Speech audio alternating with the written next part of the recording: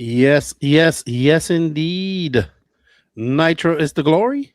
Buggy pays the bills, and 10 scale builds the skills. Good evening, everybody. Welcome to a live recap of the JConcepts Outdoor National Series ONS round number one from Phil Hurd. Joining me in the virtual studio is Lance McDonald. Good evening, Lance. How are you? Hey, hey, Keenan, how are you, How man? you doing? I think we're both a little tired. We've been hitting it pretty hard ever since we've been home. So, Yes, we've been busy, busy, busy. So the hmm last 2 days. But yeah, we have to do this recap. We have some e-ticket drawings to do, and then we're gonna get into yeah, the all the ins and outs of the ONS. We got Dana Tinnell, Michael Elrod, Charlie Yates, and that's about it. Good evening, guys. yeah, Share this out. Let's get some people in here, and maybe we'll have some special guests later. We'll see how that works, and we'll answer some questions and stuff. I see there's one already. So I don't know if you yep. want to Give me answer if that, you Lance. get yeah, if you can give me just one moment here. I'm actually trying to get it shared to all the pages, so bear with me. Sure. So people are excited about the South Side and asking about it. So he Yeah, actually was out there yesterday. mm-hmm. So once he Got gets that a shirt out, couple share more this out. pages to go. So Share give this me out. We got just one Chris moment Van Der. here. We got Jeff Reddy, Jose Zayas. What's up? Chris Hackerson. His interviews. I can't even repeat. He's like, wee. Woo! He sounded like Gerald the Awesome. Dolphin for a second in one of his interviews. What's up, Chris? Wayne Long, congratulations to Maddie having a good show in out west the other day. We Bear with got me just Pete. one moment, guys. No, We'll get it no going here. So problem. I'm We almost got. almost done. We do have a poll going on in the YouTube chat if you guys want to check that out, and it's pretty much asking, do you wish? Do you? Because I'm geeking out on gas truck right now. Do you want to see Team Associated release a RC10 GT 1 or 2 factory team edition? And I know this guy wants it. So we can get gas truck. We had 12 gas trucks at the ONS this past weekend. So it was a good showing. I had a lot of fun. And it was a good weekend. Very good weekend. What's up, Brandon Classic? He says, awesome job to you guys and your crew. Had a blast at Phil Hurd. Thanks a lot. Thank you for coming. Yeah. Out. Hello, Mike Wenders. What's up, Kyle Murphy? We got Steve Marcy. How's everybody doing? Please share this out. We don't go live much at night, so hmm share it out.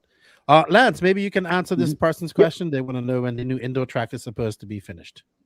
Yep. So we actually were there yesterday. The building is completely done, 100% done as far as the framework, the roof, all that's done. The next stages are the electrical. They were supposed to start on it last Monday. I don't know what the delay was, and I was expecting them to start on it this Monday. I haven't seen them there yet, but that's the next step is the electrical. They were there yesterday working on the grounds for the restrooms, so they are working on the beginning stages of that. All the water, that part of it is all ran, but they are working on the next phase of the plumbing and all that. So the way the restrooms are, if you've never seen them, they are 100% totally finished. They come on a truck and they are fully cast, assembled. It's all concrete, one gigantic building. They just lift it right up and literally just move it right straight over and put it right in place on the ground, hook up the plumbing and electrical, and it's done. It's done in a half a day. It takes them no time to install the restrooms whenever they put them in. But it is completely, totally, 100% fully built, completed with the toilets and the sinks and everything. It's all there. It's all ready to go and comes fully assembled. So that's the next part. And then they also got to start doing a bunch of concrete work for the handicap parking area. They got to put in a bunch of milling and different things like that they got to do. We did have a great conversation with the county yesterday. Looks like they're going to be helping us out a little bit with the move and some of the other expenses that there are in building, with some Jersey barriers possibly or something along those lines and different things. So I don't have any. really cool updates to share yet at this time, but we are looking at end of the year. We do have a Florida RC Championship round, which will kind of be like our little soft opening that we're going to have on in November. That's the November 6th, if I remember correctly. I think it's the first weekend of November. Will be kind of our first soft opening. And then we're going to have a big event. The Exalt Elevate Your Bar will be held at Southside in December. That will be our first. Anybody can come. Anybody's welcome from wherever.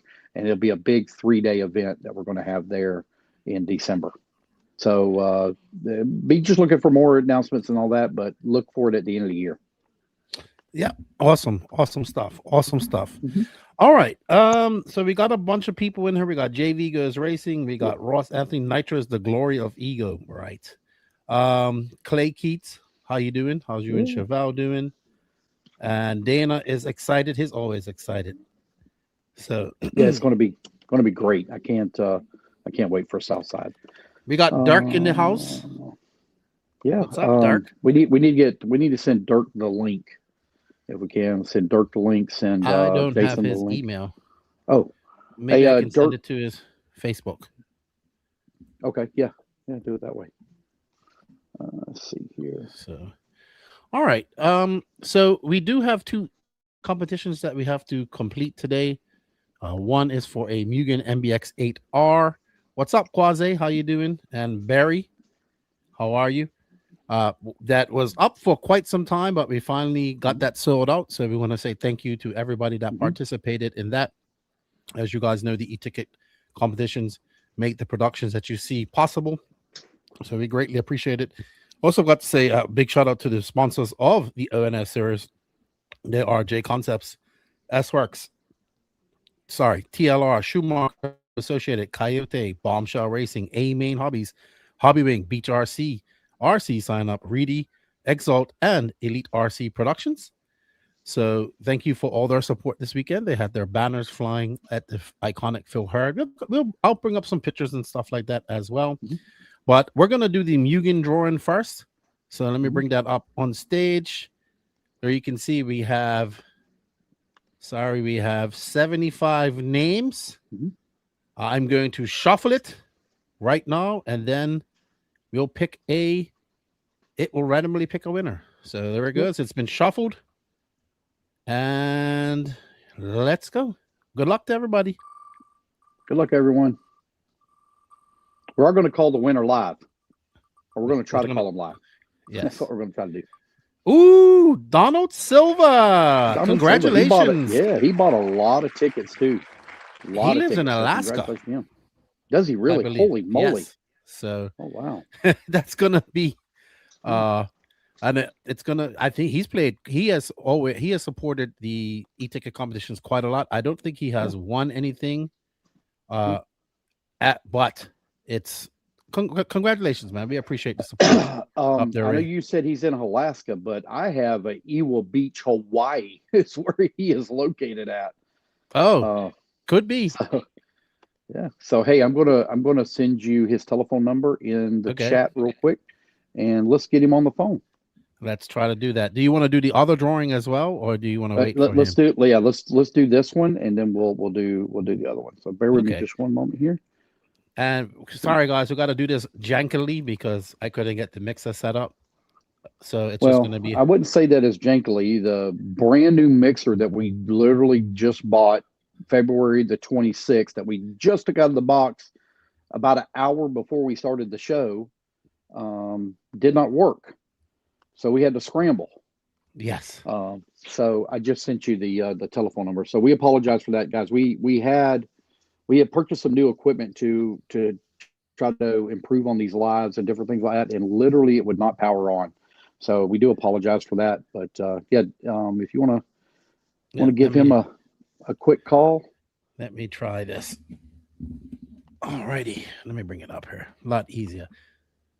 We are a professional podcasting group here, so this is not a problem. Just let me bring it up here for a second. And I need to send Dirk the link. All right, so it's one. Oh man, I'm blind. Even with You got your glasses on too. I know. So, guys, we do have an interactive chat that is going on. I know that we have Facebook up and running on multiple channels and stuff like that. The primary interactive chat will be on YouTube. So, if you want to, looks like Donald's in the chat. It says he's in Hawaii. So, if you want to interact on the chat, if you would please go over to YouTube. It's a lot easier on Keenan and I to just monitor one page if you want to interact. Well, it comes up on both as well. Telephone number 80. He's not answering. Yeah, he didn't answer. He might be working. He might be working. Hawaii, it's 7 o'clock here, so it's probably around 1, maybe noon in Hawaii. Maybe. Well, Donald, we try to call you. Let me try to call you again. I hope I put the right number in there. I have been known to put wrong numbers on. Nope.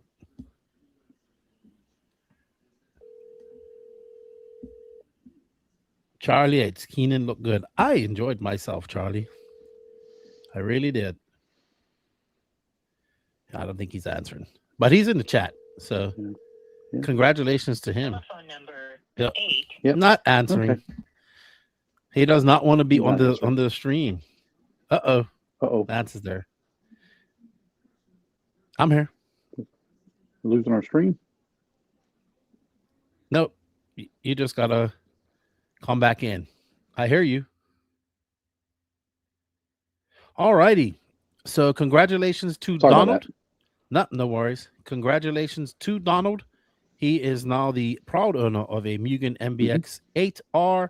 Thank you, Donald, for all the support. Thank you all for the support with that. And don't forget, we have PMB coming up next week. And there is bound to be some good e-ticket competitions on the line at PMB. All right, up next is for a RC10 vintage truck of choice. Well, it's vintage. We have 4 different things. We have RC10 truck. We have a couple of buggies. We have 4 different ones that they can choose from. Now that one we'll call and see if we can figure out who wants to be the winner on that one. All right, so we have 45 entries according to the names. We are going to shuffle them, and then may the best RC racer win. Yeah, good luck, everybody. Here we go.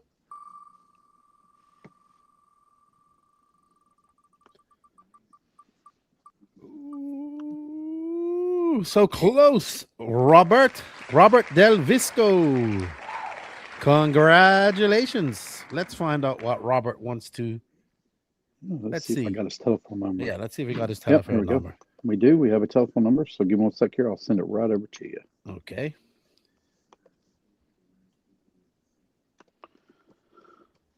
Excuse me. So we got questions. It says it didn't ring. I did. I called you. We'll try again.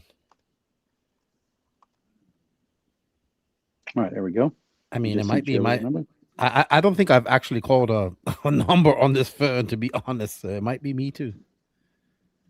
All right.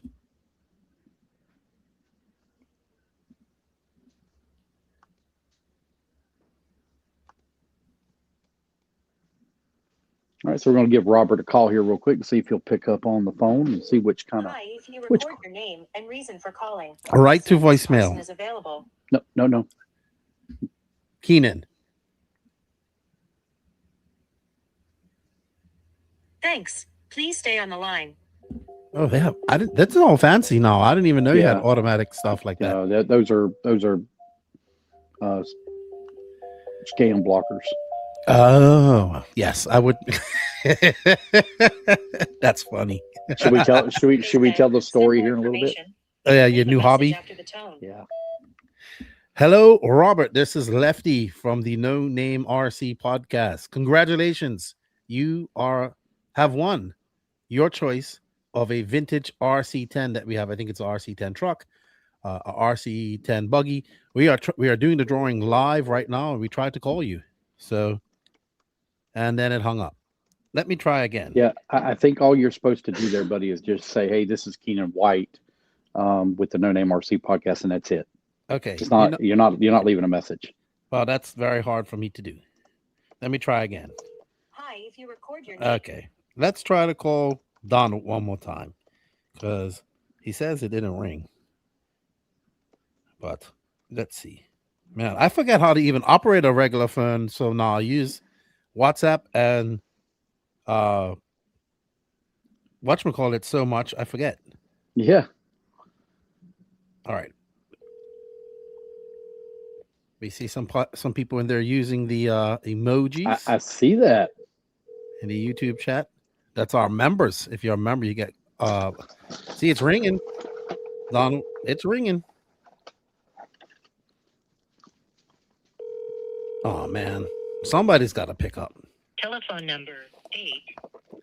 Nope, not working. All right. Well, unfortunately, we couldn't get a hold of them, but congratulations to them, and we thank them for their support. We can't do this without you. Like I said, next week we'll be at PMB, and it should be a big race over Easter. And what's up, Dooney?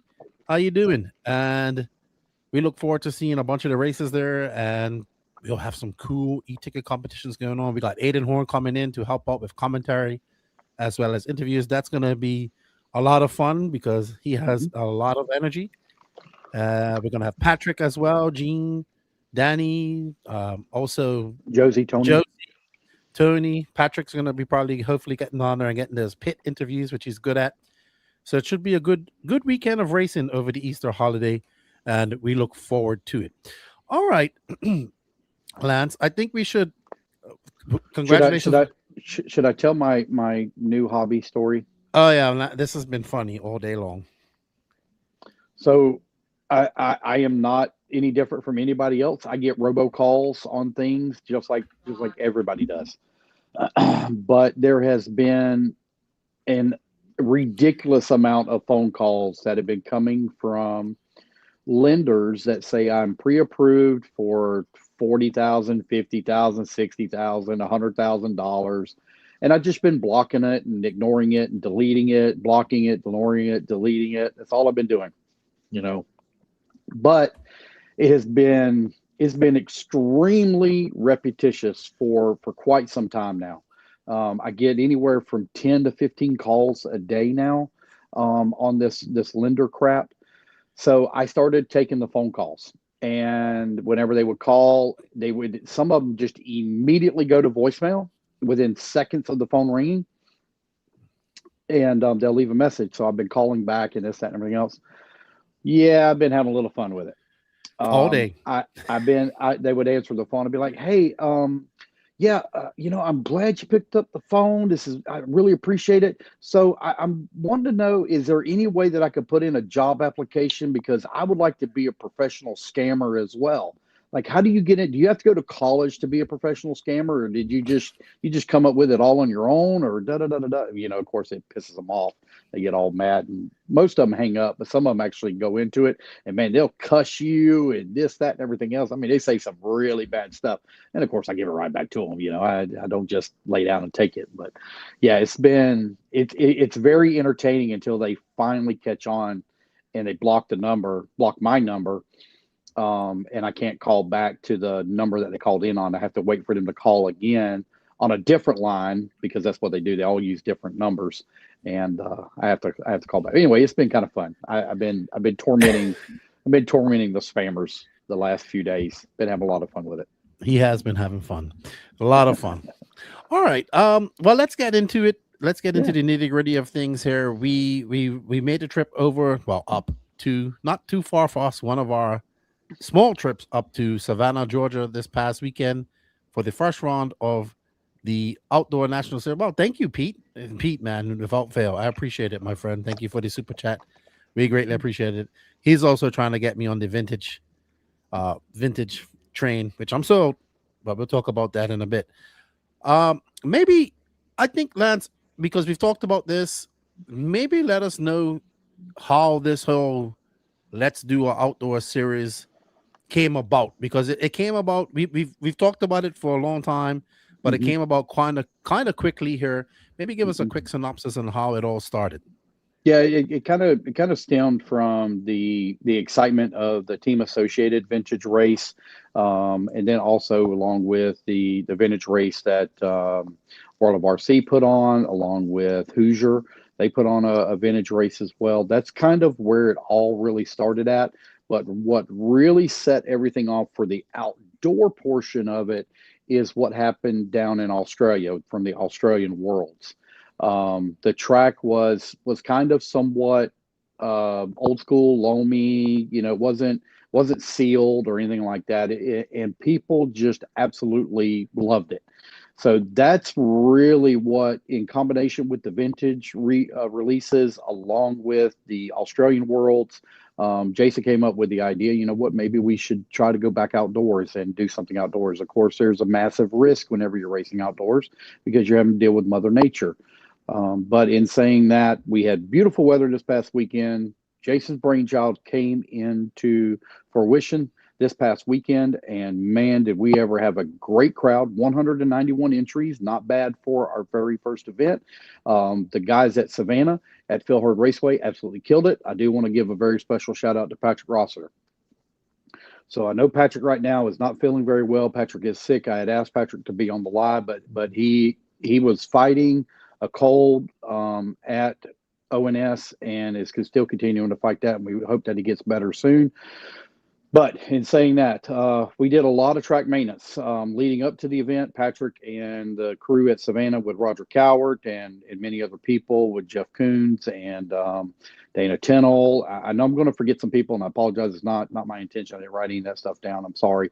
But you guys did a fantastic job in preparing the grounds. The grounds was clean, organized, and looked great whenever we arrived. And then they did a fantastic job in maintaining the track. I don't know how many times Patrick ordered the track. It was a lot. Roger Cowart out there grabbing a water hose, putting the water down on the track, trying to keep the track as consistent as possible without it getting a crazy blue groove. It seemed like every 3-4 races it was blue grooving, but we were really trying to keep that portion of it down as much as possible. But in saying all that, Patrick killed it this past weekend. I know that his racing side of things did not go the way that he wanted them to because he was so focused on the event itself. And but I really appreciate what everybody did at Phil Hurd Raceway for having such a great first round. It couldn't have went any better, in my opinion. Yeah, I remember when I got there, I was like, is this track going to groove up? That's what I thought. But it was actually trying to prevent it from grooving up. That was the thing. Yeah. So it was crazy. Yeah. Yeah. We were trying to keep as much moisture in the track as possible because Jason decided that, let's run some pins and ribs only. Let's not run any bar or web tire or interlocking pin or anything along those lines.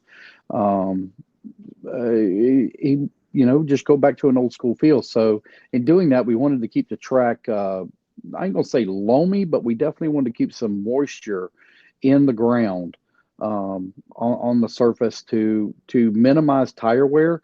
I know we did an interview, I think it was with Spencer Rivkin, or it could have been someone else, and they were talking about the limited amount of tire wear. They had only been through 2 sets of tires, and this was on Mains Day that they were talking about that. So, we had a full day of practice on Friday, all day qualifying on Thursday, all day qualifying on Friday, and then our mains, and there wasn't a lot of tire wear. So anyway, yeah, that was the goal, to try to keep the track as consistent as we possibly could without having crazy grip and a lot of tire wear. Yeah, and we was fortunately blessed with extremely good weather, like absolutely beautiful. We couldn't have asked for better weather. I think the hottest it got maybe was, Friday afternoon. Saturday. It got a little warm on Saturday. Yeah. But I mean, some days it was cool in the mornings. It was just, it was just absolutely beautiful. We couldn't ask for better weather. Yeah. I still can't get over how fast the groove would come up. But then I thought about it. This track's been there for 30 plus years. How much calcium, how much sugar, how much tires, nitro, and everything is just mixed in that dirt. And when we left, Yeah. I remember it was a black groove, right? Because the last few races of the week, it Yep. still had a black groove, and some people were on the track afterwards practicing and stuff like that. Yep. I mean, even in my gas truck, man, we watered before it. Then we got a 5-minute warm up, and I remember about halfway through the race, it started to groove up more, right? So, but I liked it. I really enjoyed it when it was either way. I didn't really get on a groove track too much, but yeah, I think Bobby Moore built a great track as well. It was they didn't use the whole footprint of the Phil Hurd space. They left about, I would say about 15, maybe 10 to 15 feet on each side, and then left a space in the back. So it was a little bit smaller than what people would usually see there. But I think it was great. I liked it didn't have no crazy jumps. I mean, we had vintage cars and whatnot that had to be run as well. So, and then I think one of the hardest sections of the track was the back section with that dog leg or that kink, which caused a lot of people to slam into the pipes. You had to kind of keep it in the middle. But all in all, I thought that the track build was great. It was fun. There's steps that you went down. They'll catch you if you went a little bit too wide, a little bit too fast, if you kept on the throttle. But otherwise, he had a nice bull turn at the end, which you could utilize as well. You could come down there pretty fast. So kudos to Bobby Moore. He built a good track, and I think everybody enjoyed it from what I can tell. Yeah, it was a great track that Bobby built and put in. It had a little bit of that tabletop was a little aggressive. Because you could very easily, especially a modified, you could easily overjump that. But everywhere else was really kind of tamed down, and I really liked the flow of it. The track had great flow. So that was a lot of fun. So kudos to Bobby Moore at RC Track Masters on a fantastic build for the first round of the ONS series. Yeah. And also we had a pretty decent turnout. I think it was 197 entries in the end. What it was? 191. Okay. I know some people didn't make it that was supposed to come. I know like Tony Scarsella got sick and he couldn't make it. But we still had a decent turnout. We had a big vintage class, which we expected. Dirk got his guys going, and a lot of the vintage guys came down to race. Shout out to the man. Dirk was busy. He had bad luck. He did not do well, and he kept having some issues. But man, I saw that man give so many parts away to people. He gave me a Baron as well. So he was uber busy. Anybody that needed a part, he would give it to him. So kudos to him. His wife diligently cleaning his cars too and keeping everything in order. So like I watched them the whole time. But it was amazing. I got to see some of these older cars that I used to see in the magazines. But I'm gonna be honest with you. The cars that really caught my eye was the new RC10 Factory Team Edition, which Ryan Mayfield was driving, as well as Spencer Rifkin and I think Paul Wynn, and Chris Van Aer had one as well. And I have to say that I am highly impressed and want one of these RC10 Factory Team Editions. It's basically a RC10 with all the modern shocks, modern turnbuckles. I don't know all the different changes to it. I'm sure somebody will know. But man, that car looked great out there. Yeah, it did. I was really surprised. I was watching Jason Rona wheel it in the expert stock class. No, he wasn't running it. Oh, he wasn't running the factory team. He was running like he ran two different vintage cars. But yes, I watched Mayfield. Van Aer had one, Paul had one, and Spencer and Mayfield had one. Okay, I thought Jason had one as well. But in saying that, yes, the upgrades that are on that car with the shocks and different things, like especially the shocks, and them coated shocks. I never can say the name correctly. I apologize. Kashima. Kashima, thank you. Coated shocks. That upgrade is like $170 if you buy those bodies by themselves and shock shafts by themselves. It's very expensive. So it was really cool to see those cars going around and how unbelievably well they handled in comparison to the modern mid-motor cars. Now, granted, I know that the modern mid-motor cars aren't really designed for a loose track. I get that part of it, but I was very surprised at how competitive, basically a 30-year-old design either outran or had no problem lap for lap in staying up with the modern cars. It was awesome to watch. Very awesome. It was. Um, sorry, I just had to say this, but we had Instinct RC tuning in from Australia. They've been hitting the vintage scene as well. They only have outdoor racing done, outdoor 10 scale racing pretty much in Australia. I think they have 1 or 2 indoor tracks. And Patrick said Jason ran the 93 Kinwald in stock and the 91 Masami in the vintage class. And I haven't seen Jason race for a while. He was just having fun. I said, "What did you do to your car?" He said, "I cleaned the tires." That's about it. Yeah, Jason doesn't race as much as he used to. I was very fortunate. I got to watch Jason kind of, ending his racing career, and so I got to watch him race a lot. And he's still fast. He is still very, very fast for somebody that only picks up a remote just a few times a year. Yeah, and also a cool thing is that we had some of the big stars coming out to race with us. We had Mayfield coming out there. He hasn't run 10 scale for quite some time. We had Spencer Rifkin, we had Cole Tollard come down, then we had some YouTube star Ryan Stiles Harris, who was also very fast as well. And then we saw Mayfield with the Techno 410.2, and he said, "I have never driven this car before." He said that Techno had mentioned, "Hey, you should drive this here," and man, that car did very well out there. That's the type of, I believe that's where it was designed for, that type of outdoor surface.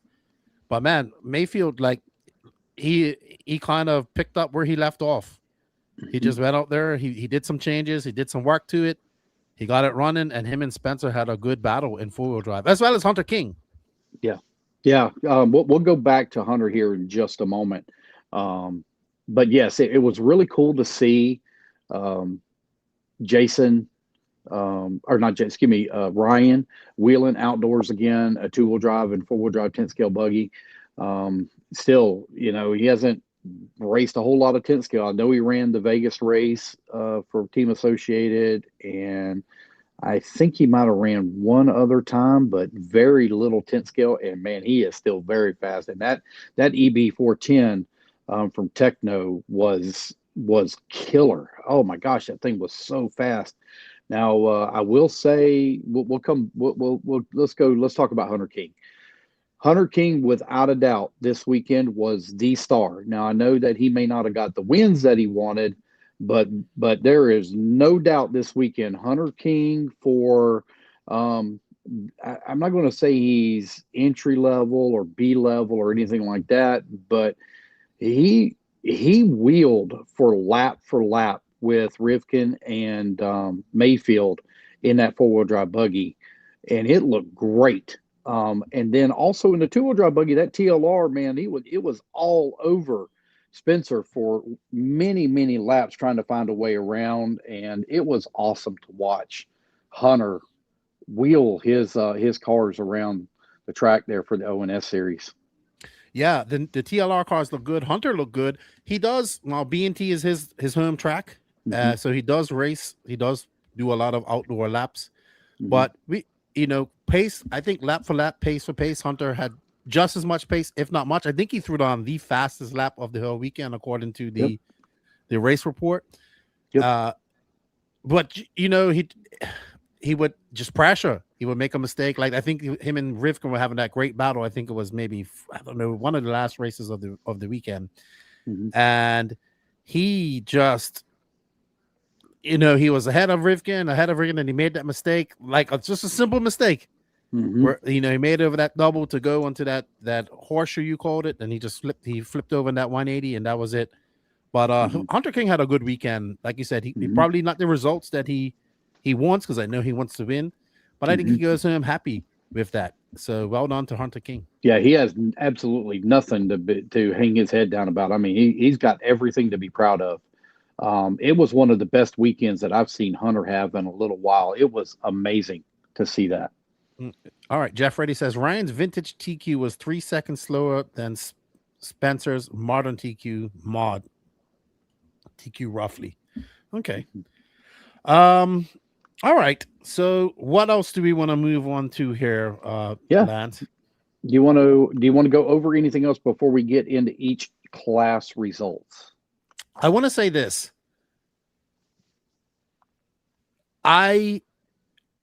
All I saw at this race was smiles. I know that's yes, some people probably didn't like the water scheduling, and I know some people didn't like that, and there were some complaints about that. But the only ones that complained are the ones that got watered right before their heat. That's I get it. I would have complained too. Which I get. But generally, when I walked through the pits, I saw just people having fun, smiling, talking, hanging out with each other, helping each other. I mean, we saw that with Spencer Mayfield when Spencer broke, and they ran back to the pits and picked up something, fixed it. Sorry, but just in general, a very, very good vibe, right? Very good vibe, very good atmosphere, and we go to a lot of races together, and it's at some of these races where it's these big races, it's a lot of pressure. You don't get to see that too much.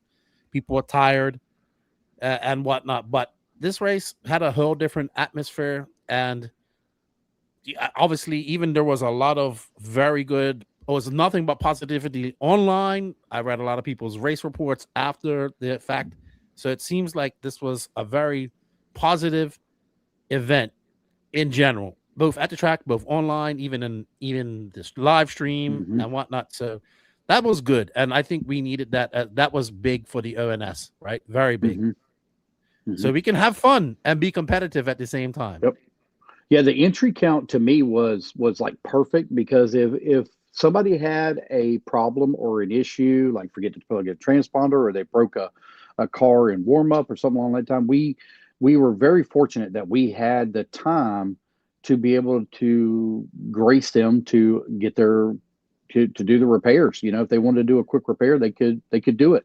And we were able to pass that on to it. So it makes it for a more enjoyable weekend, because nothing stinks whenever you are, doing warm-up lap and, wheel falls off, or you break an arm or bend a shock or something like that. It stinks, it sucks. And then, your heat's gone. But we were very fortunate this weekend with 191 entries and right at, I think we had 22 heats. We had time to grace people, to do the repairs to that. So I really like that part of it, where it's not, a lot of these things are rapid fire. I mean, there is no time, there's no wait, there's no stopping. We got to go. And it was a little lot more laid back this weekend, and I really enjoyed that part personally. I do too. You was able to it was a lot more laid back, because we didn't have to rush. And like Roach says, he says 10 scale outdoors is so much more relaxed than indoor and 8 scale. So it was like that. Happy birthday to Roach too. It's his birthday today. All right. Awesome. Yes. Okay. So I say we should go through some of the classes here. I'm going to bring up some pictures here while you do that. Well, we're going to start off with two-wheel drive gas truck, because that seems to be the most popular one. So we're going to start with that one first. So if you want to find some pictures, I'll go ahead and lead us off and start talking about it. Go ahead. I'm going to try and find some pictures. Yeah. So we had 11 racers in two-wheel drive gas truck. We did not have any gas buggies. They were all trucks that were out there. We had Dwayne Walter, Michael Kokoska, Patrick Rossiter Jr., Pat Rossiter Sr., Charlie Yates, Keenan White, Ayrton, is it Jorez? Is that right? Jorez. I say yep. Doug Ludwig, Jimmy Woodley, Ben Buckingham, and Jose Zayas were the 11 racers that were in it. 3 rounds of qualifying. Our winner was also our TQ. So congratulations to TLR's Jose Zayas on taking the win in two-wheel drive gas truck. He completed 41 laps. So I know back in the day, a lot of those trucks, man, it was really, really tough for those guys to finish out a full, 15, 20-minute main, because they're much heavier than the electric counterpart. They're quite a bit faster, got quite a bit more power, and durability side of it, whenever you have more weight, more speed, you clip a pipe and with those big wheels and tires, and it's easy to break an A-arm. But we had a lot of them that finished. Matter of fact, of the 9 that started the A main, only 2 of them did not finish. Patrick Rossiter, unfortunately, was not able to finish out. I know Patrick, again, had his plate very, very full this past weekend in making sure that the track was prepped and ready to go, on top of being very sick and not feeling well, helping out his fellow competitors and people at Phil Hurd. So he unfortunately was not able to make the start, or excuse me, make the finish. Charlie Yates finished up in the number 7 spot for two-wheel drive gas truck. Charlie Yates had a little bit of issues as well. He had some problems at the beginning, dropped out for a little bit, and then he came back in. And then I think the Gremlin right at about the 19-minute mark showed its head once again, and he wasn't able to finish out the last minute. But Charlie Yates still came home in that number 7 spot.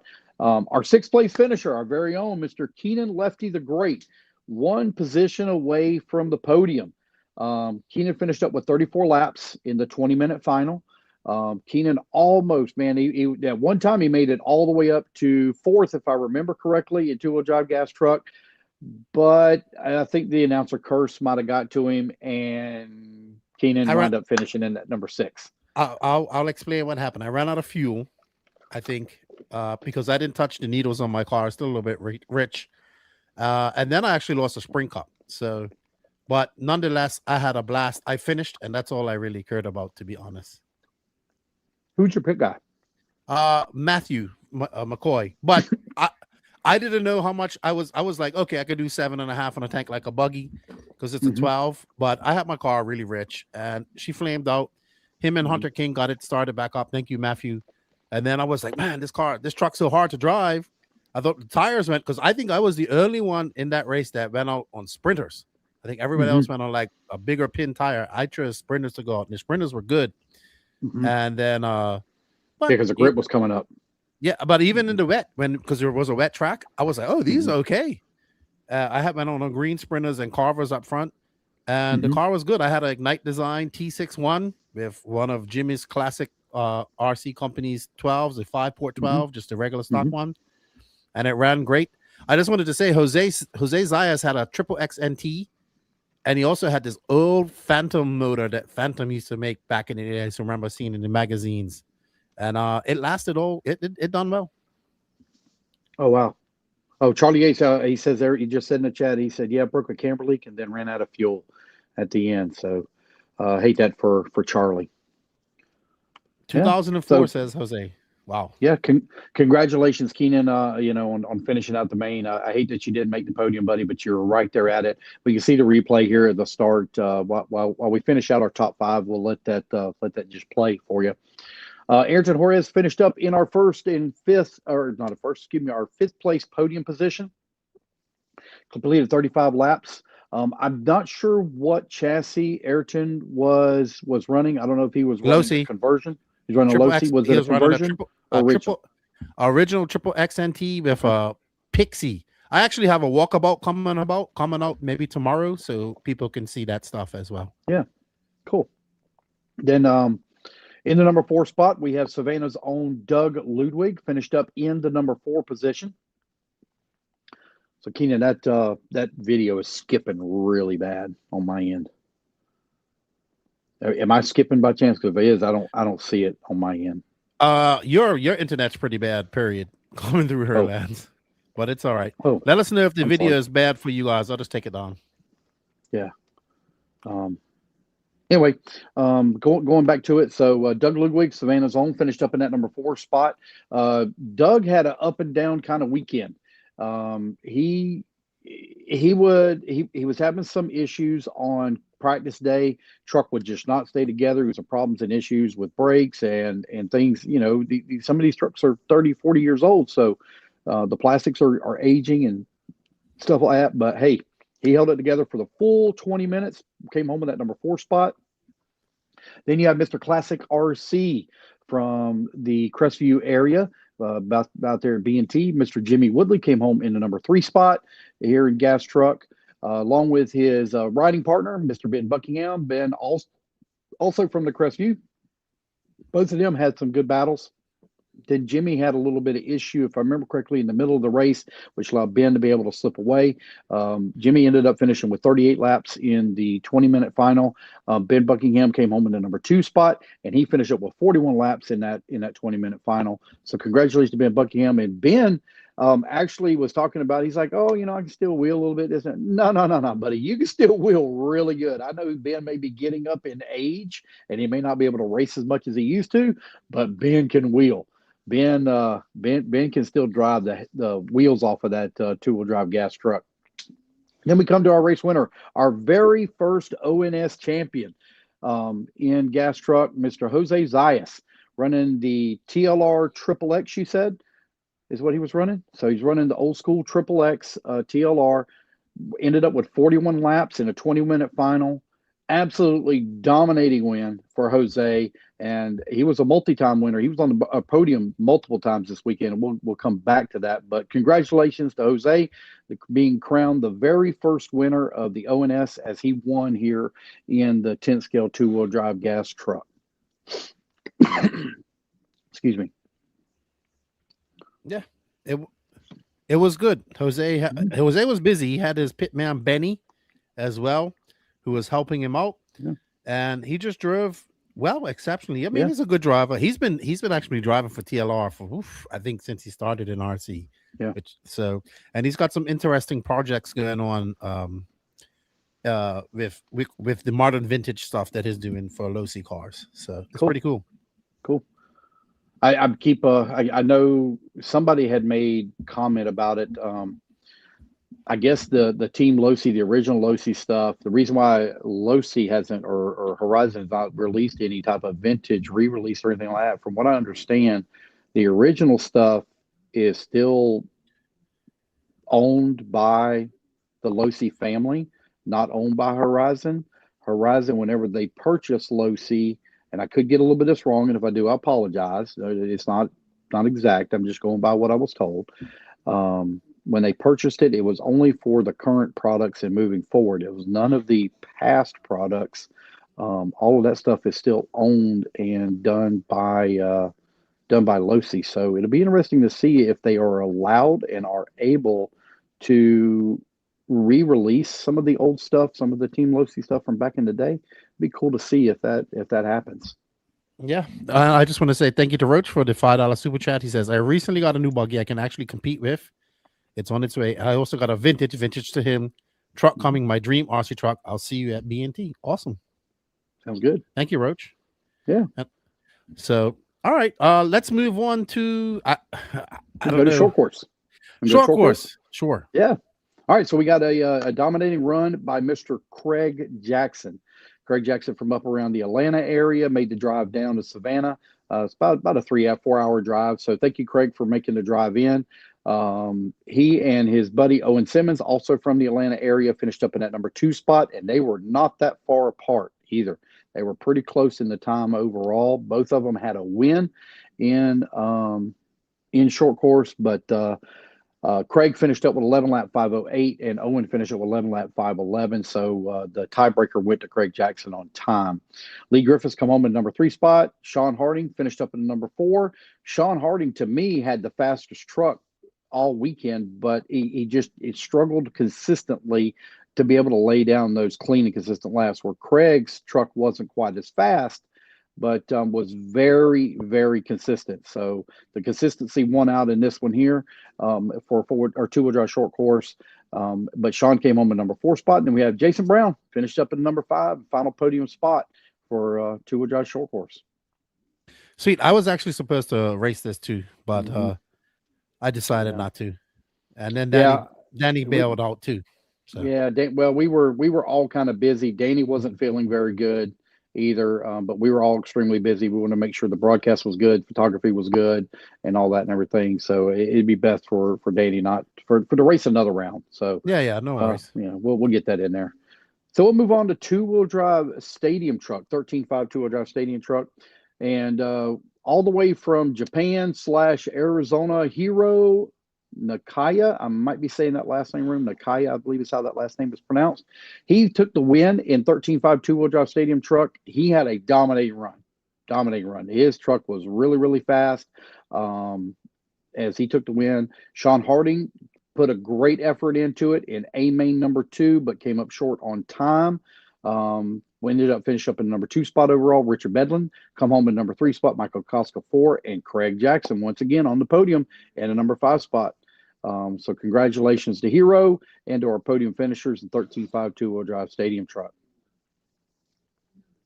Yeah, Hero made the trip over from Arizona. He's got that funky control like Masami has. Mm-hmm. So it's got like a plate, it's got like a stick on the steering, and then a pistol grip throttle. He's got that KO Propo. Nice guy. We met him at Hobby Action last year, and he had a blast, man. I was talking to him afterwards, and he had an exceptional time. So well done, Hero. Good. Very good.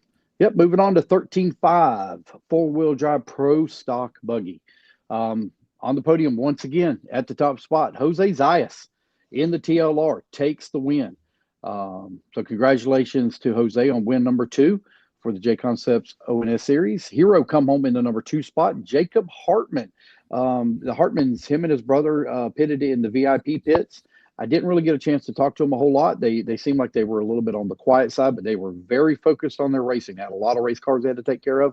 They were very focused on that. So congratulations, Jacob Hartman, come home in the number 3 spot. Arthur Snuffleupagus. I can't say his last name because I just refuse to say it. I'd rather say Snuffleupagus. That's the way I want to refer to him as, Snuffleupagus. So Arthur finished up in number 4 spot. Arthur taking the leap up into the pro stock division, right where he needs to be. Come home in the number 4 spot. Congratulations, Arthur, on taking that spot. And Savannah's own Wilson Cowart came home in the number 5 position. Wilson turned no practice laps, not a single qualifying lap, showed up on mains day, played the bump game, bumped it all the way in the A main, and put it on the podium in the number 5 spot. So congratulations, Wilson Cowart, and on a drive well done. Boy, if we can get him just to turn that knob back just a little bit, because he is on full throttle every single time. And it bit him a little bit. He got a little overzealous coming into some corners and got in the back of a few people. He was gracious enough to give the position back, and appreciate him for that. But boy, if we could ever get Wilson just dial it down one click, it'd be huge for him, because he really overdrives a lot of corners sometimes, and then when he dials it back, you can see how quick he can be in fast laps. Yeah, I would agree with that. I've said that to him as before as well. But good job on him. He was not in Florida at a golf tournament with his friends. Yeah. So watching a golf tournament. So he's getting to that age where he wants to spend some time with his friends, and we understand that. Yeah. But he says he's still dedicated to doing RC, even though he's into golf right now. Yeah. Gotcha. Cool. Let's see here. Let's go into 13.5 four-wheel drive Indy stock. This one was won by Mr. Lee Griffiths. I did not have a chance to talk to Lee very much. I'm not sure where Lee is from. UK. So maybe he's from the UK. Okay, thank you. But he lives in America. Right. Yeah, I knew that he had an accent, but I wasn't sure. I wasn't sure where he was from.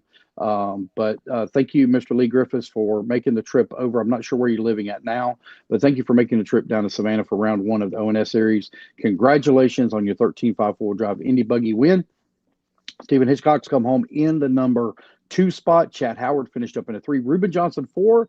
And Robbie Lynn at the young age, I think he said he was 67. Yeah. Is that right? Yep. 67 years old. Robbie Lynn put it on the podium in the number 5 spot.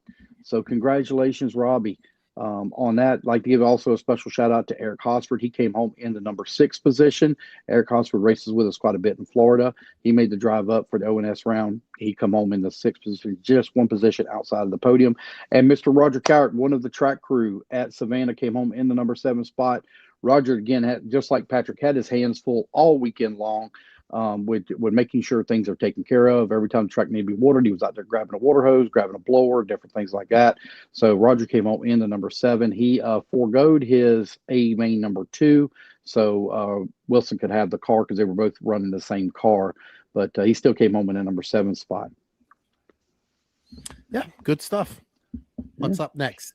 We got 17.5 two-wheel drive Indy stock buggy. This one right here was, I'm not going to say dominated, but it was dominated by Patrick Dacey. Patrick took the win. He had a team associated. B7 is what he was running. He won A1 and A2, if I remember correctly. Mitch Orkovich came home in the number 2 spot overall. Mitch, one of the Florida racers, he kind of kept Patrick a little bit honest there for a little while, but then Patrick was able to take the win overall, winning both A1 and A2. Chad Howard came home with number 4. Travis Swallow, if I remember correctly, help me out, Keenan. I think Travis is from the California area.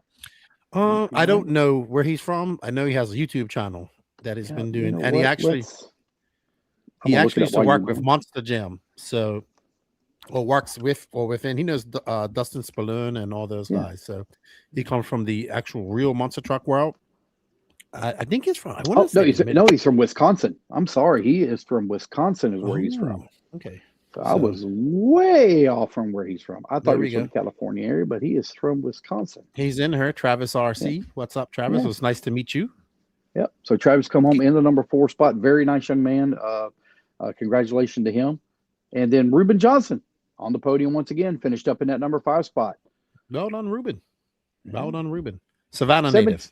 Yeah, Savannah native. 17.5 2-wheel drive pro stock buggy. So we are going to go down the list here. We got 14 racers in that one. We'll focus on our top 5. Hero come home in the number 5 spot. Jose Zayas on the podium once again in the number 4. Owen Simmons finished up in the 3, and Florida's own Tyler Rhymes come home in that number 2 spot.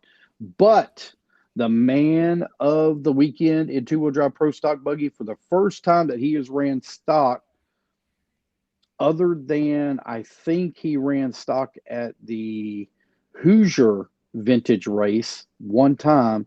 He had not ran stock since 1991, I believe is what he said in the interview.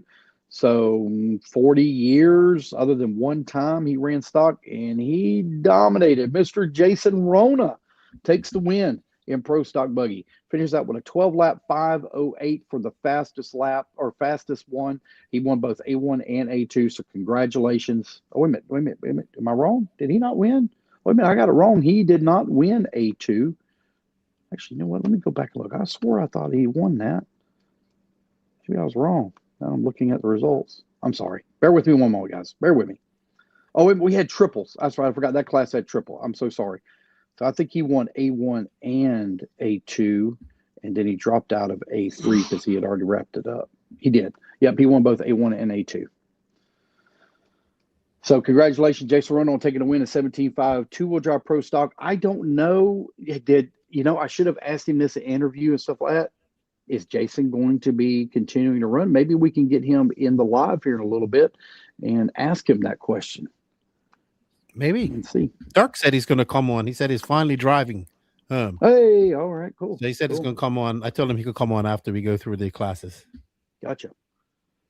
So we got 21.5 2-wheel drive Indy stock buggy next. We got a few more classes still to go after this one. We're going to get to the fun class here in just a moment. This class was won by RC sign-up Bobby Phillips. So congratulations, Bobby Phillips. That was not easy. Bobby had to work for it, and he pulled it out on A-main number 2. Jerome took the win in A-main number 1, but Bobby's time was faster in A-main number 2, so he took the win overall. Jerome, the Frenchman, came home in the number 2 spot. You had Ryan, and if I remember correctly, now this is a modern class. If I remember correctly, Jerome had a rear motor. Wasn't he running an old school Tamiya? I don't know. I don't know. If it would have been a Losi. I think he was a Losi guy. He's a Losi guy? Okay. I think he would. I'm pretty sure it was Jerome that was running the rear motor, and he came home in number 2. Ryan Hasty finished up in the number 3 spot. Patrick Dacey finished up in the 4, and Justin Hartman on the 5 spot on the podium for 21.5 2-wheel drive stock buggy. Losi XXX. Okay. There we go. Okay. Well done. So, yeah. So congratulations to him competing with the modern cars right there. You almost pulled it out. 2-wheel drive modified buggy. This class right there, this right here was won by Spencer Rifkin. Rifkin won both A1 and A2. So he takes the win overall without having to run A3. Cole Tollard making the trip all the way down from up north where it was like ridiculously cold down to the heat in the southern part of the states. He come home in number 2 spot in the Schumacher. You have Julian Oliveras finished up in the 3 in the Associated, Chad Dew in the 4, and Hunter King rounding out the top 5. Hunter didn't quite have the run that he wanted to in A1, which was the faster of the 2 runs, A1 and A2. But anyway, he come home in number 5 spot, still put that TLR on the podium. So congratulations, Spencer Rivkin, all the way from Arizona, 2-time IFMAR world champion, finishes up in that top spot. 4-wheel drive modified buggy. We kind of already elaborated on that a little bit. It was Ryan Mayfield in the Techno EB410. He takes the win. You have Spencer Rivkin in the Associated in number 2. You have Cole Toller and Schumacher in the 3. Hunter King in a TLR in the 4. And Chris Van Air rounding out your top 5 for in the Associated for 4-wheel drive modified buggy. All right, so now let's get into the fun classes. We got the modern classes kind of knocked out. Let's get into the fun classes. The Comet class. You want to do that one last, or do you want me to do the vintage last? What do you think we should do last? Let's do the Comet class because I think people want to talk about the vintage stuff the most. Okay, all right. So we'll do the Comet class. This right here was kind of really bring what you want, race what you want, kind of. The Comet class, like we had some Midnight Pumpkins, we had a monster truck, this 6-wheel school bus thing that Jason Bollinger was racing, ended up taking the win overall in the class. We should have some pictures of that. There's Jason. We should have some pictures of that we could post up. Jason really won the coolest shirts of the weekend. It was really awesome to see all the different shirts that he had on. Nicholas Candy, local, I believe, to Savannah, come home in that number 2 spot. So congratulations, Nicholas. He was running. I still don't know what he was running. That buggy hybrid looking thing. Oh, it was a King Cab. King Cab. It was a Tamiya King Cab, but he didn't run the body because he didn't want to mess up the body. So he put some other type of dune buggy body, which I thought was pretty cool myself, to be honest. Yeah, it looked cool. Looked really cool. Then we had Chad Howard came home in that number 3 spot there in the Comet class.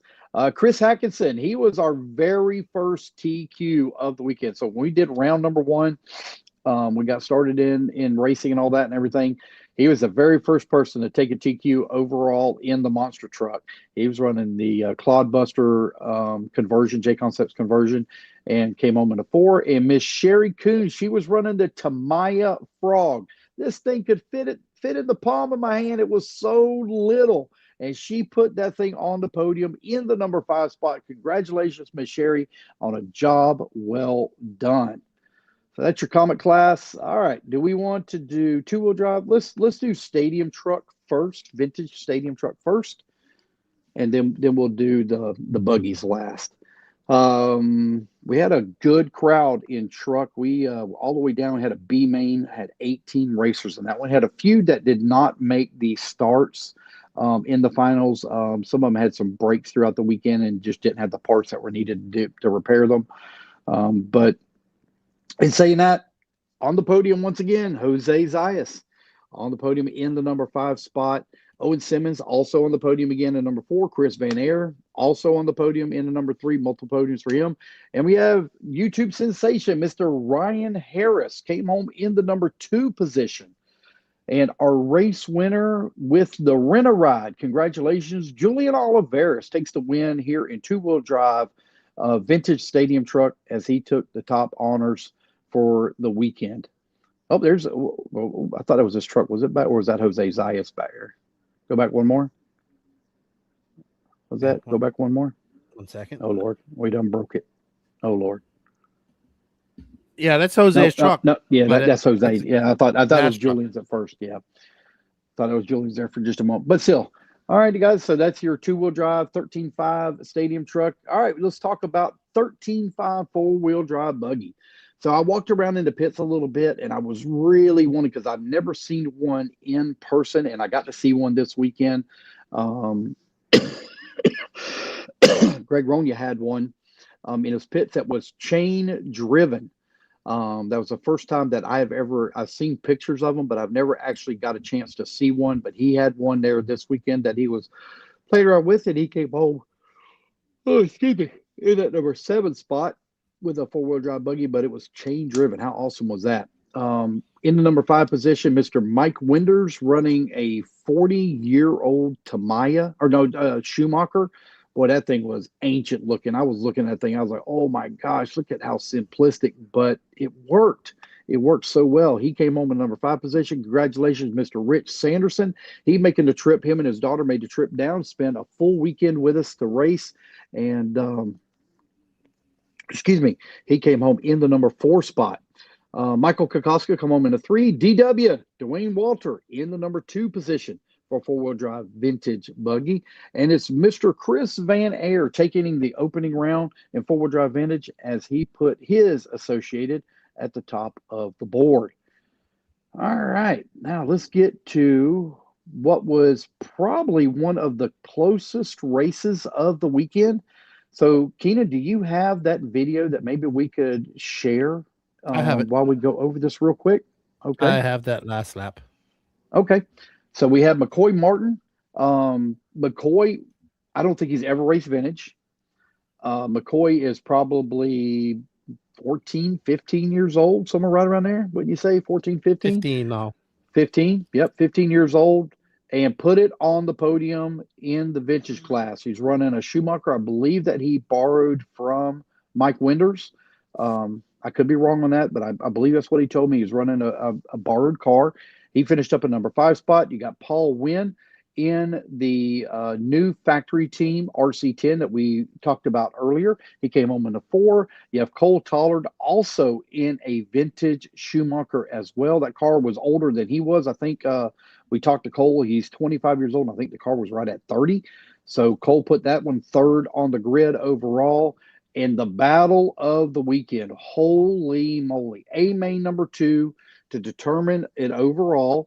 Ryan Mayfield took the win in A1. Spencer knew that he had to take the win in A main number 2 and have a little bit faster time. The track was faster in A2 than it was A1 because we quit watering right there at the end.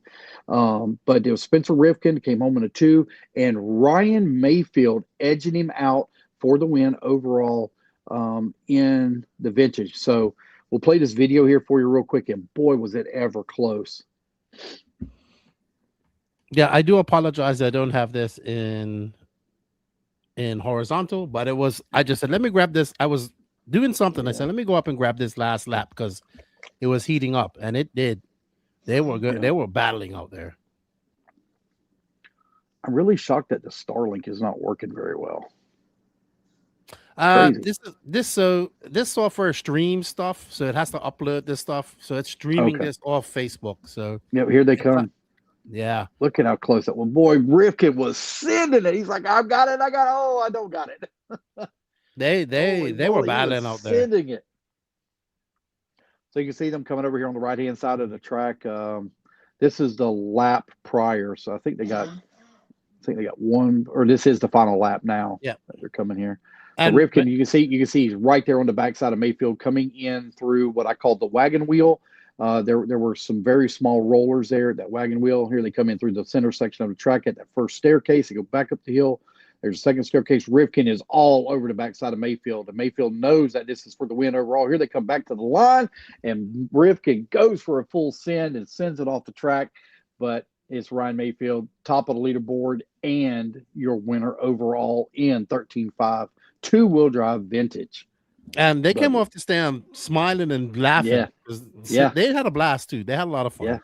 Yeah, it was. It was great. Great. I fell in love with those cars. So good job. I was happy to see them. It was good to see them do battle. That was my first time seeing rear motor cars go on an off-road track, outdoor off-road track. So racing. So it was quite impressive to me as well. Yeah. But great show by those guys as well. Great show by everybody because it was good racing in all the classes.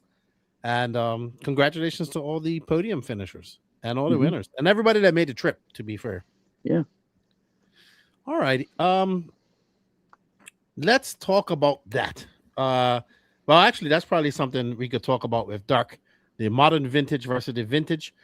Did you have anything else you wanted to add before we get into anything else or some questions? I just have a couple of closing statements is all that I have, so I will save those to the very end.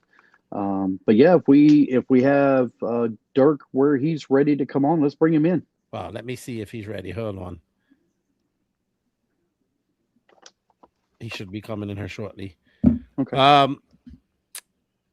Okay. Oh, somebody. All right. Yeah. So somebody just said Jerome was running a Losi 1993. Don't you have any pictures of that Kyosho Raider? That's Sean Barkenshire, who's actually from South Africa, was at the race, but lives in the States, obviously. Yeah. Max Moore says, I have not seen 10 scale round on a proper dirt track for so long I've forgotten how cool it actually is. My buddy Weldon Wade, from a longtime friend, he made the trip up there to visit me. Haven't seen him in over 10 years. It was good to see him, meet his son and his wife. So thank you, Weldon. Yeah, Weldon, I know we met for just a very brief moment. I apologize. I was really busy and I didn't have time to really chit chat. But please, thank you so much for making the trip down and surprising Keenan. You could tell he was genuinely surprised about that. So thank you, Weldon, and I apologize again for not having time to really chit chat with you. All right, we're gonna bring Dirk in. He is driving home from Savannah, so I don't know what it's probably dark. It's not going to be good, but we can hear him. Okay. What's up, Dirk? What's up, fellas? Sorry for the darkness. We are finally getting to drive home. Picked up the Rover from the spa, and we're about 4 hours out from home. So good. Well, I'm glad you got your truck fixed and all that. When you told me your truck had broke down, you sent me a message on Sunday morning. I was like, oh no. All right, what do we need to come get him or whatever? And he's like, yeah, I think he might have been over the racing side of it. But I'm glad you got your truck fixed, buddy. yeah, I mean, we're good, man. We're very fortunate, and a lot of things happen for a reason, and I was just glad we got to come to the event and then show up afterwards. So what an amazing event, first off.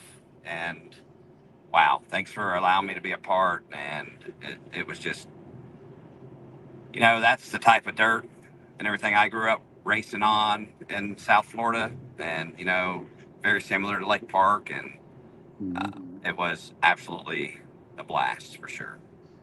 Yeah, it was. It was a lot of fun. I enjoyed it too. Dirk, you was uber busy. I saw so many people coming over to you. You was giving parts away to people all week long. So kudos on that.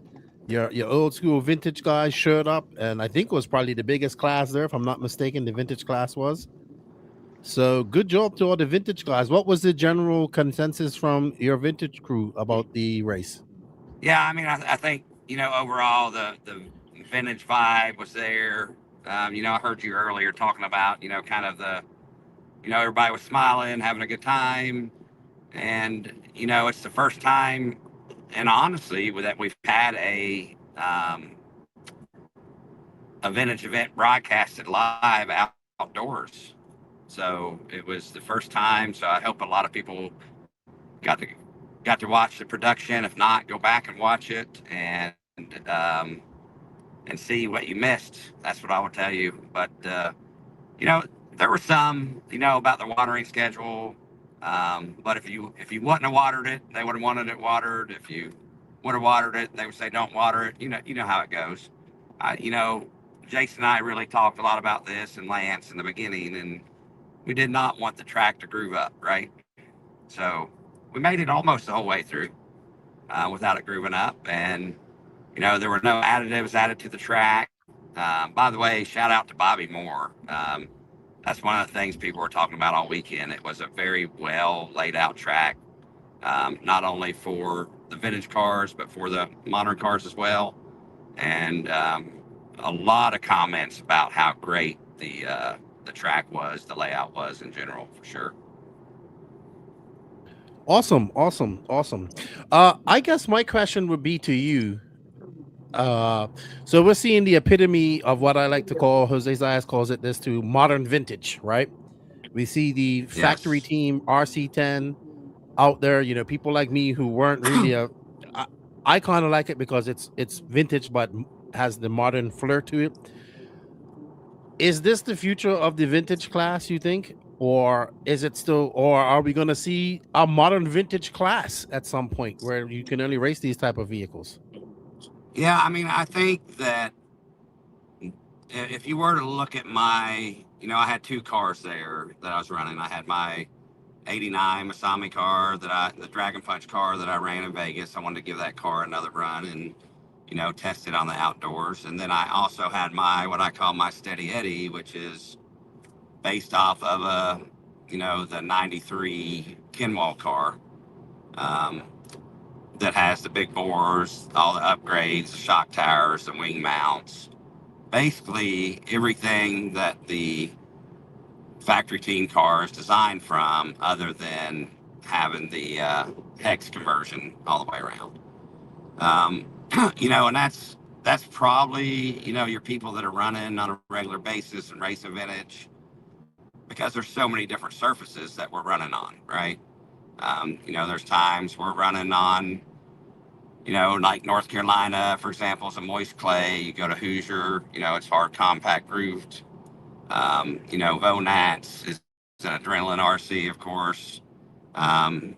Vegas, we saw a car very similar to that, that Spencer drove win. So I think, we've got some things to decide, and I know that Associated's kind of stepped up, and they're kind of mixing the classes for that race in Vegas, where they're going to allow a stock and modern kind of vintage to run together, but they're going to score them differently. Jose and I have been working in the backgrounds. We've been combining all the rules from across, pretty much every vintage race that's been being ran, like big events. And there's not a ton of difference in rules. Of course, people across the pond don't agree necessarily with the big bore shocks and all the different upgrades, but we're going to find that happy medium. And really the goal is to keep vintage racing alive and going. And this is what the people wanted. Rather than having to buy a car, big bore shocks, buy the different shock towers, buy the hex conversions, buy the wing mounts, and do all those different things. Now you can buy a kit that is just, and we saw what it did right out of the box this weekend, right? So this is what I would say 80% of your vintage racing folks have been asking for. So I think it's a great thing, honestly. And let's see where it takes us. Yeah, like I'll be honest with you, that RC10 has made me a fan and want to race this, right? So for somebody like me, I kind of don't want to mess around with the old school stuff because I know it's hard to get stuff for it. I get that there's the purists out there that like it, but I want performance and modern amenities on my vintage car. I know that's an oxymoron, but that's what I want. So Yeah. for me, I like it. I want it. So, I mean, you look at the other cars, like the Rubrix car, I think it is, the YZ10 that they got set up, that's using modern stuff. You look at what Jose Zayas is doing with his projects with Dragon Punch and his company, where they're upgrading the low season stuff using vintage parts, but modern stuff. Some people, for some, that's the only way they can run these cars as well. Yeah, I mean, especially for the Losi folks, right? I know the project that Jose and Daniel McDade did from Dragon Punch was, it was Jose's passion project. We just don't really have the support for the Losi cars, and he took that car down to the very last millimeter, making sure it was to the exact specs of the original, Losi XX car. And, there's continuing to be parts made. You got John with JC Racing, that's also making some stuff for the Losi cars as well, for the JRX2. So, everybody is playing their part, to keep vintage racing going. And, we just want to continue to see it thrive. If you look at it, look at what happened last year, and all the big events and just where vintage racing is now. You're seeing it pop up everywhere at different tracks. being added to events. And as you saw, I think if we were to do the total entries, Lance, I would say there were probably more vintage entries than there were modern this weekend. But what we want people to understand is that these modern cars can also be ran outdoors with some small adjustments and different things. And we really want the modern, what I really want is the kids that are racing today to see what we grew up doing back in the day, right? Come out and have fun, be out in the open air. You know, yes, it's not as convenient in certain ways, but it's a heck of a lot more fun being out in the sunshine. And what a beautiful setting, by the way. Man, Phil Hurd, wow. It's probably the nicest overall facilities that, you know, I've been to for an RC race. It was just incredible. It was a good weekend. We was blessed with lots of other and lots of pickleball too, man. That pickleball court was packed the entire weekend. Yeah. But I'm surprised you didn't turn your chair around, Lefty, and take a look all weekend. well, I had to, my neck. I was definitely turning around many times. Bob, Yeah. I sat in the wrong position. I sat with my back to the pickleball court. But yeah, I was. Thank you. I want to say thank you for all the hard work you did promoting the race and getting the vintage guys to come out there and race with us. I was a pleasure to meet you finally, and we kind of pitted away from each other. So you had Richard there. I got to meet him. I was talking to him the other day. Shot me a message. I was really admiring his low-C cars, and yeah, man, you guys have made a fan of vintage out of me. So well done, right?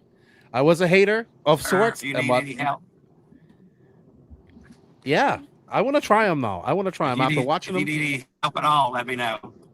Awesome. Yeah. Did you want to add anything? I know you're driving. I know you're tired. I want to hold you up too long, and I think we're not gonna be too much longer on this. Did you want to say anything before you leave? Yeah. Just thank you guys. Thanks to everybody that showed up. And, you know, what I would say is we're not going to stop here. We're going to continue to do everything we can to make the ONS series strong throughout until we finish up in Florida.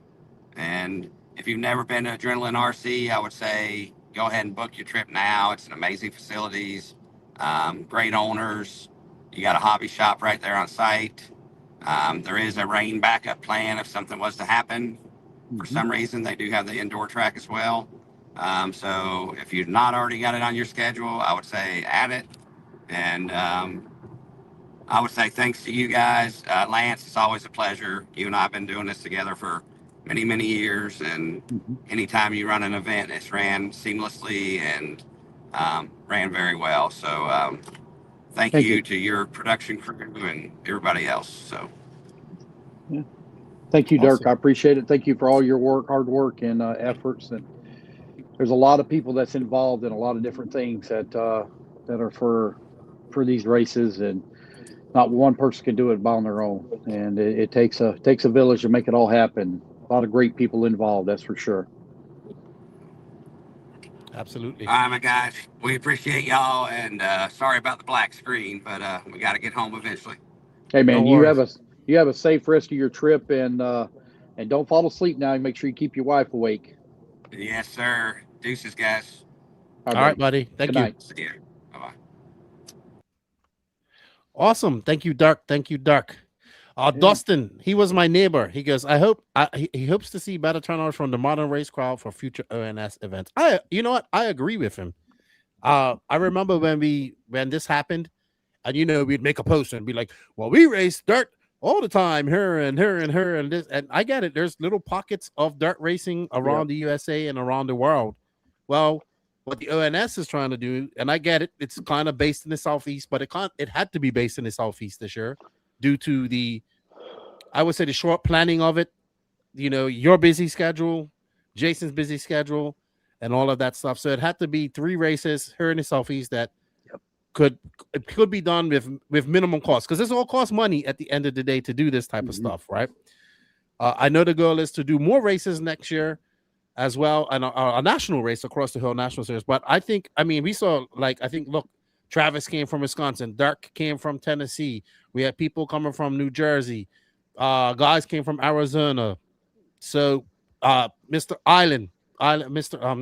Mr. Sanderson, Sanderson, Island's Rick grandfather. Sanderson. Yep. Yeah, he Yeah, came from like he's around the Iowa, Indiana. Ohio, Indiana. Yeah, Yeah. he's from Midwest area. Yeah. So- I mean, we had people from California, we had people from Arizona, we had people a guy from Washington, we had either Indiana, Ohio, where I'm sorry, Rich, I'm not 100%, but in the Midwest area, several races from there with Wisconsin. And then we had a bunch of racers in the Southeast. We had people that made the trip from Arkansas, from Jeff Reddy, I believe he lives in Arkansas. I mean, they were all over the place. We had from Illinois, from Chris Hackinson. He's from Chicago, so he came from Illinois. I mean, there Iowa. were racers. Iowa. I mean, there were people from all over the place that came to race. Even though we only had 191 entries, man, they were a lot of people that from all over the place. And like you said earlier, Keenan, I don't think there was a single person that was pissed off this weekend. I'm not coming back, and this sucks. Da da da da da. Blah blah blah. There wasn't any of that. I mean, everybody was laughing, joking, having a good time, and stuff. It was so good. I'm ready. Is it May yet? I'm ready to go to Virginia. Let's do it. Yeah, it was a good event. The next event is in June, I believe, right? No. It's in May. Oh, is it? Yeah, it's in May. Oh. Hold on a minute. Let me pull up. I'm gonna pull it up just to make Someone sure. said May earlier too. So Yeah, I'm could be pretty wrong. sure it's in May. So this Pulling is it up good. right now. This is going to be an Adrenaline Raceway up there in Virginia. Now it is going to be outdoors, but obviously they have a track that's indoor dirt. It can be still loose. But that's the backup plan for that. If it does rain, there will be a race at Adrenaline no matter what. If it rains, no matter what, we're racing at Adrenaline, and we are going to make every possible effort to have it all outdoors and everything. I mean, this is the Outdoor National Series, but we also understand that a lot of people are, with flotels and flights and different things like that. That no matter what, if we have an option to get the event in, and we have to go indoors, we'll go indoors. But that is our last resort. Yes, I was correct. It is May the 28th through the 30th. 28th through the 30th. That's Thursday, Friday, and Saturday. 28th through the 30th.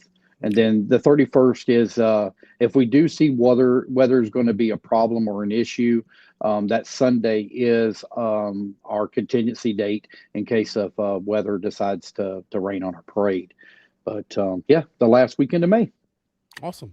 And then of course we have the final round at B&T, which is in June as well, which is out there on the panhandle of Florida. That is another track where it has some beautiful clay and it grooves up very fast. So I don't think it's in June, buddy. I think it's in July. Oh, right. Sorry. I do apologize. It's early okay. July. Yep. July 10th.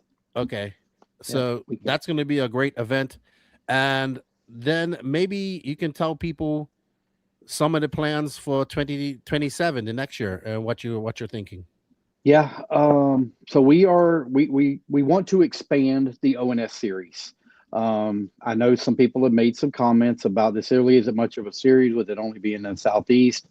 I'm not going to say this event was the series put together last minute, but it was put together very late in 2025.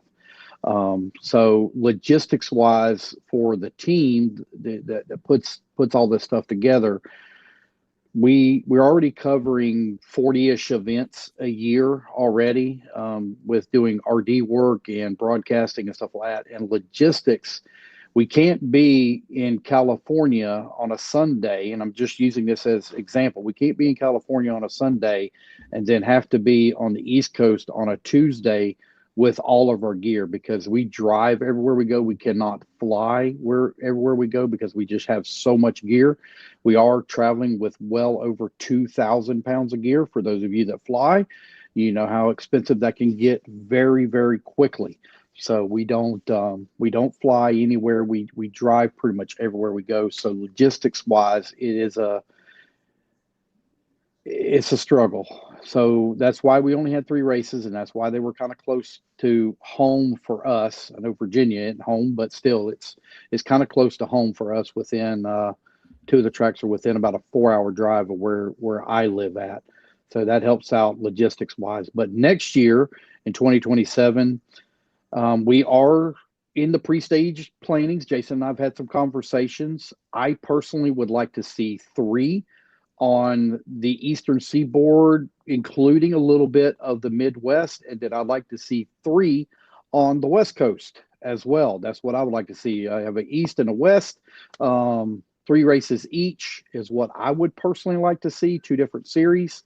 Then maybe throw in a 7th finals round somewhere in the Midwest or in the central area. There's a pretty cool little track that I got my eyeball on that's just outside or just right there in Arkansas. So we'll see how all that shakes down. But we are just kind of in the pre-stage of plans. But I promise you guys, those of you that are on the West Coast, we are coming to see you.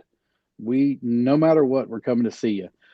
Goes right along with the INS as well. We're probably going to try to incorporate some things logistics wise, where we do a couple of races out on the West Coast together, to help, because I really don't want to drive from California or the West Coast back to the East Coast and turn around a week later and have to go back there again. So we're going to try to see maybe if we can logistically get all that stuff put together where we have an INS and an ONS race within a couple of weeks of one another on the West Coast. But stay tuned. More to come on that. I promise we are going out west. There's no doubt about it. We got a lot of requests for it. It's going to happen. Awesome. I guess my last question for you will be anything you want to change. We talked about this. Maybe slowing some of the cars down. Yeah. Anything you think you would like to see change going into 2027? I think this applies a little bit more for the INS series rather than the ONS series, because being that we're racing outdoors on a damp or loamy track, it naturally slows it down automatically. Me personally, and guys, I'm just going to share my opinions. This is not anything that is fact or going to happen or anything like that. I'm just sharing my personal opinions of what I've been witnessing over the last 15 plus years of doing this. Our cars have gotten to a point to where they cannot physically, they're reaching their limit. In other words, it doesn't matter whether it's a modified motor or it's a 17.5 motor. They're running very, very, very close to the same lap times. Well, why is that? The traction has gotten to a point to where it's so high, it really narrows the margin of error in the field, brings the field together to a point. And there's not a gap anymore that like there used to be between the stock group and the modified group. It's really the driver skill side of it, but speed wise of the car, there's really not a huge difference. Again, this is just my personal opinion. I would like to see the pro stock division move to 21.5. Do away with 17.5 altogether. Completely get rid of it. Go to 21.5. I would even like to kick the idea around, and I mentioned this to Keenan and a couple other people. I'm willing to even buy, say, 10 25.5 motors and bring people to a racetrack, give them the motors. Let's do some testing and 2-wheel drive stock buggy. I would like to see the Indy class go to 25.5 is what I would like to see.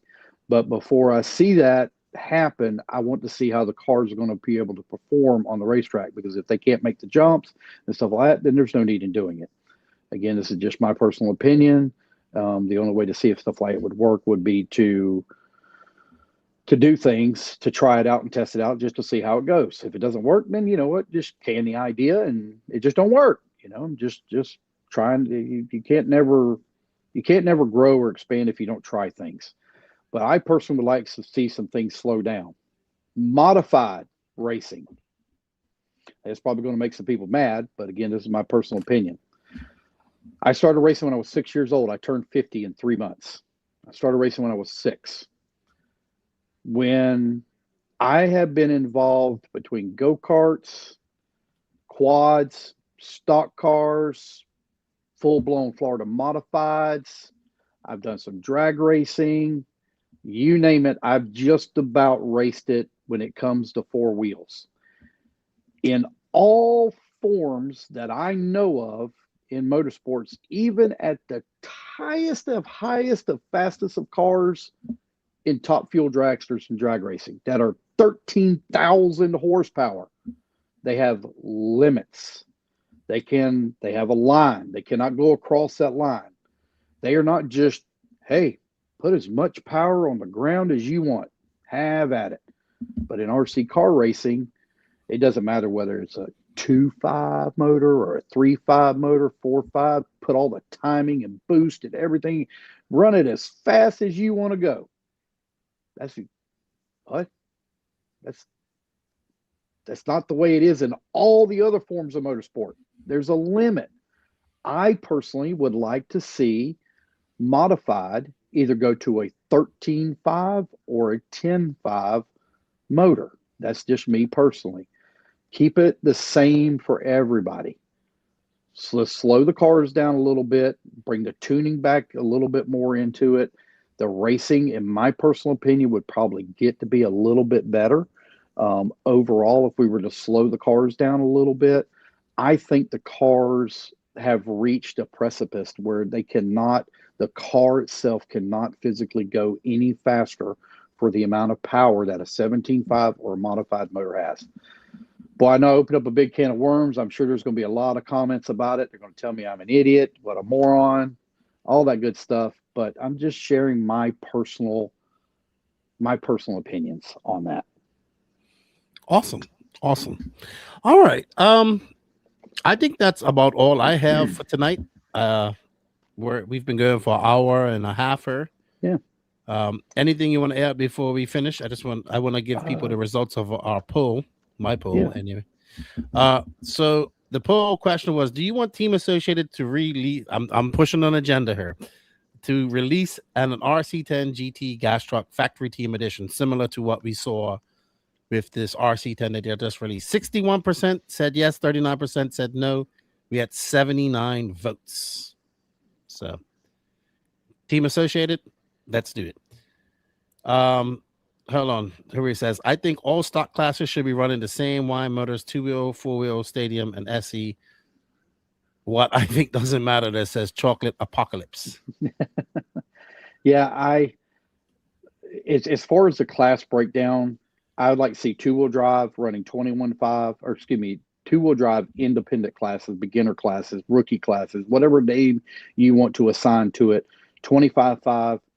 I'd like to see stock buggy be 21.5, and then your modified or your pro classes be a 13.5. And then in the 4-wheel drive side of it, I would like to see Indy classes be a 17.5 4-wheel drive Indy buggy, because when I started many years ago, 4-wheel drive stock buggy was 17.5. It wasn't 13.5, and those 13.5 guys are crazy fast. Like they are crazy.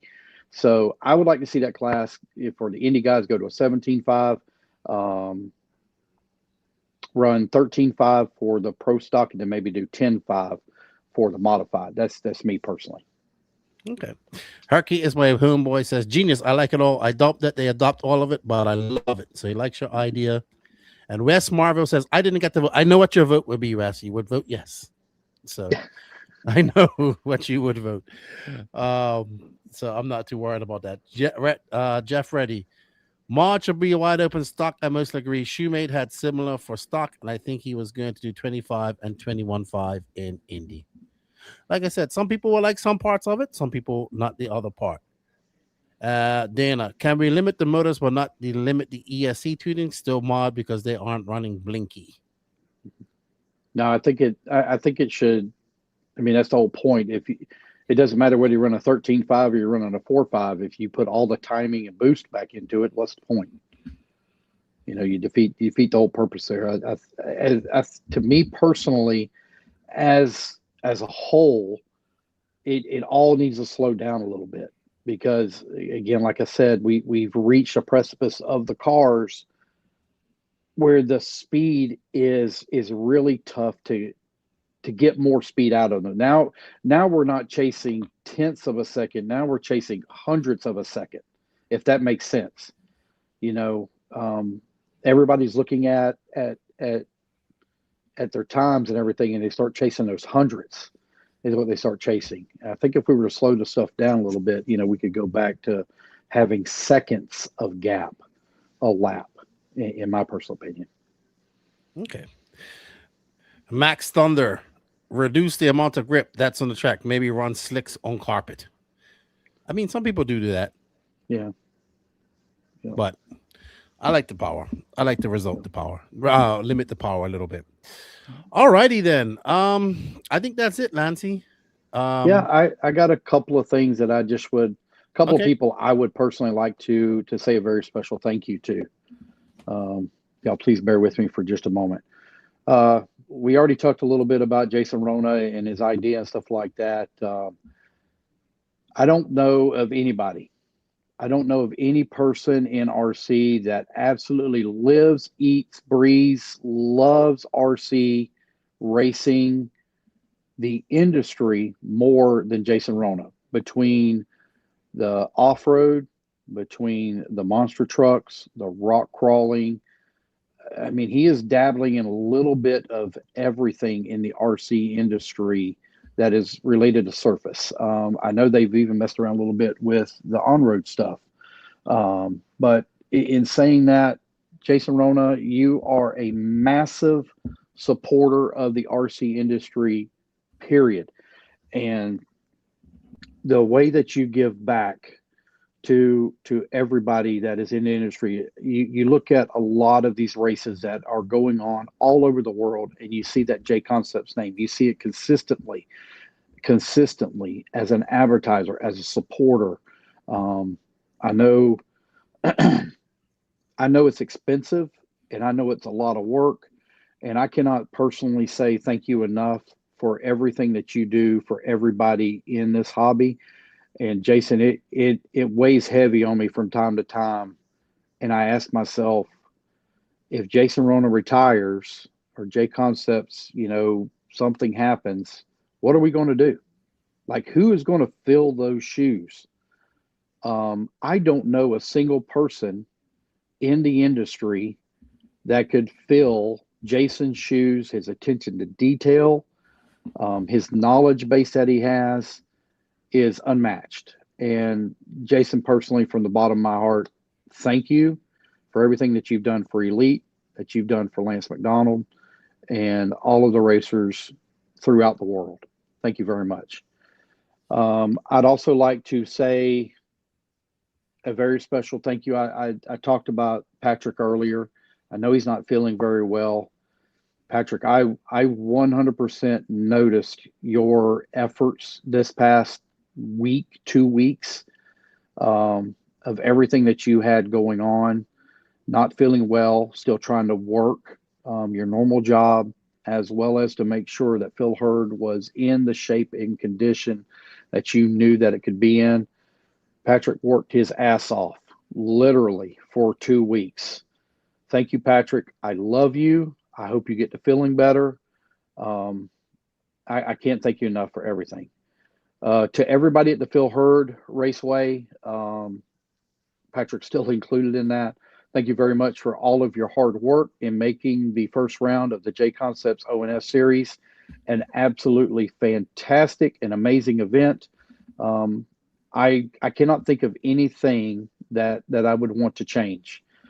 Personally, I would probably, if I had it to do over again, we would probably try to water after every single race if I had it to do over again, but it came down to a time issue.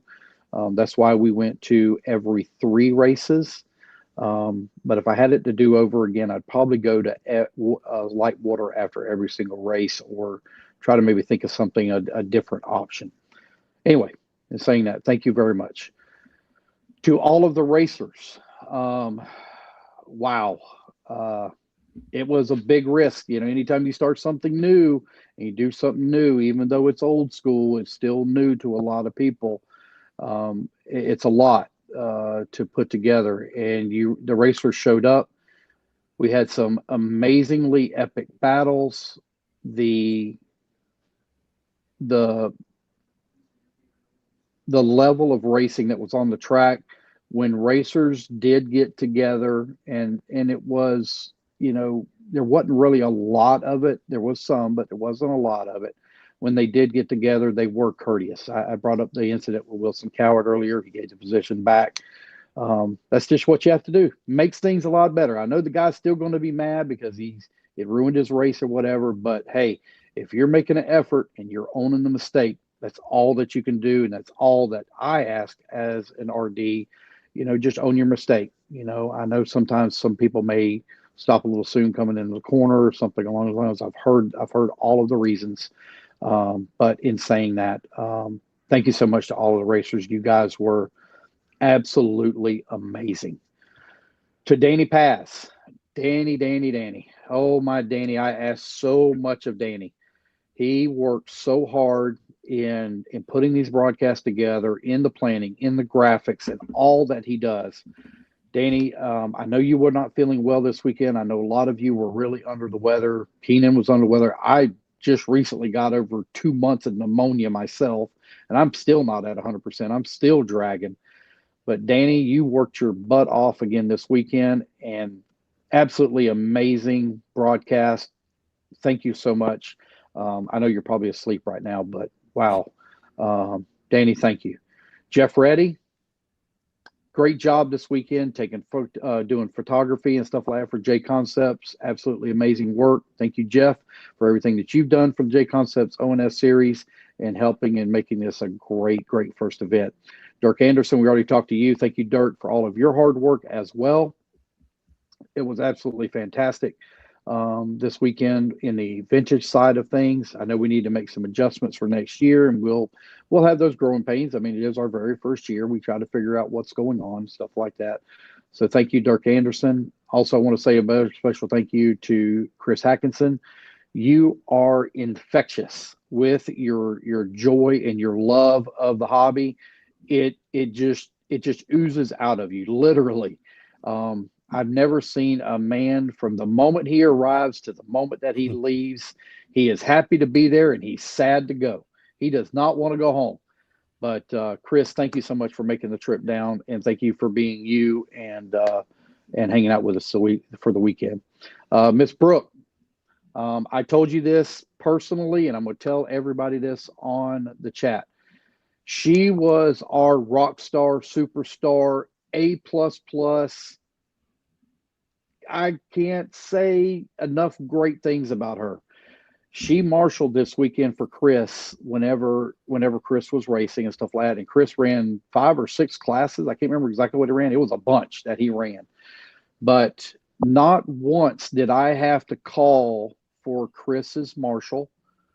She was always out there. And if Chris Chris on Mains Day was back to back quite a bit because he was running so many classes, I could see her on her phone, and she's checking her phone. She goes, "Oh, I'm on turn marshal spot, da-da-da-da-da."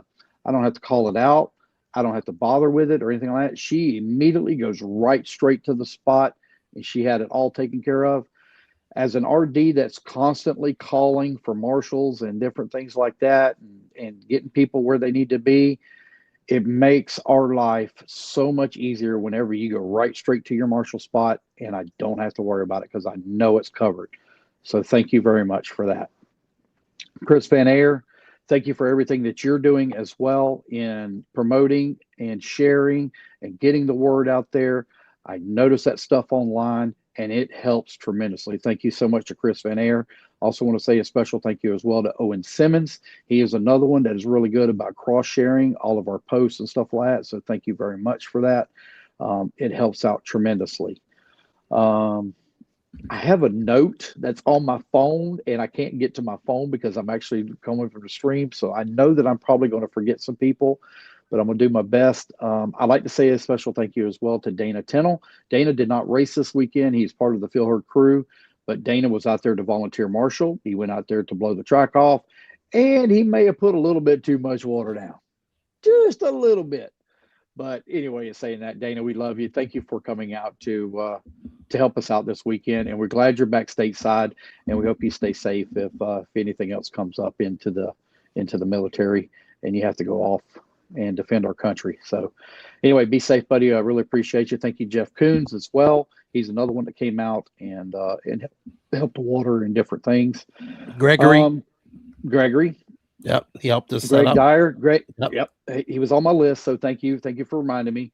Greg Dyer volunteered to help us out on Wednesday. Took the day off from work. It was just me and Keenan there on Wednesday during setup day. He takes the day off. He comes and he helps us put up VIP tents, helps us put out tables and chairs and run power and set up lights. And oh man, Greg, thank you for everything that you did. I really do appreciate it in helping us set up. It wears on us with this constant setup and tear down, and it was a great relief to have that extra hand there this past weekend. So thank you. Keenan, who else am I forgetting? Anybody? Not that I can think of right now. Not that I can think of. Okay. Jimmy All right. Woodley for coming out and being the on-site hobby shop as well, Yep. Classic RC Company. Yep. Yeah, Jimmy brought his trailer. He had some parts and stuff like that in it.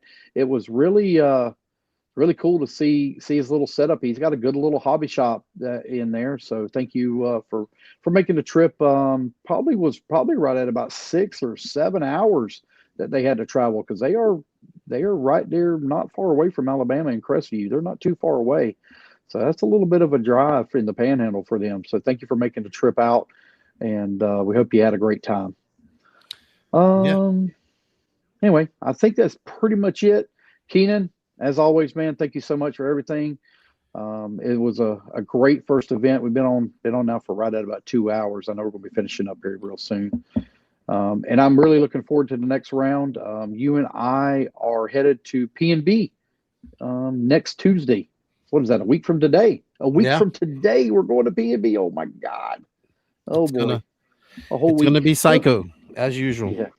Yeah. I just wanted to say thank you. I kind of agree with everything you said. Thank you to JConcepts and all of that. And I want to say a big thank you to you, because without you, I wouldn't have been able to come to this race. And really, I came to this race just to race. I did a little bit of content, but I had a blast.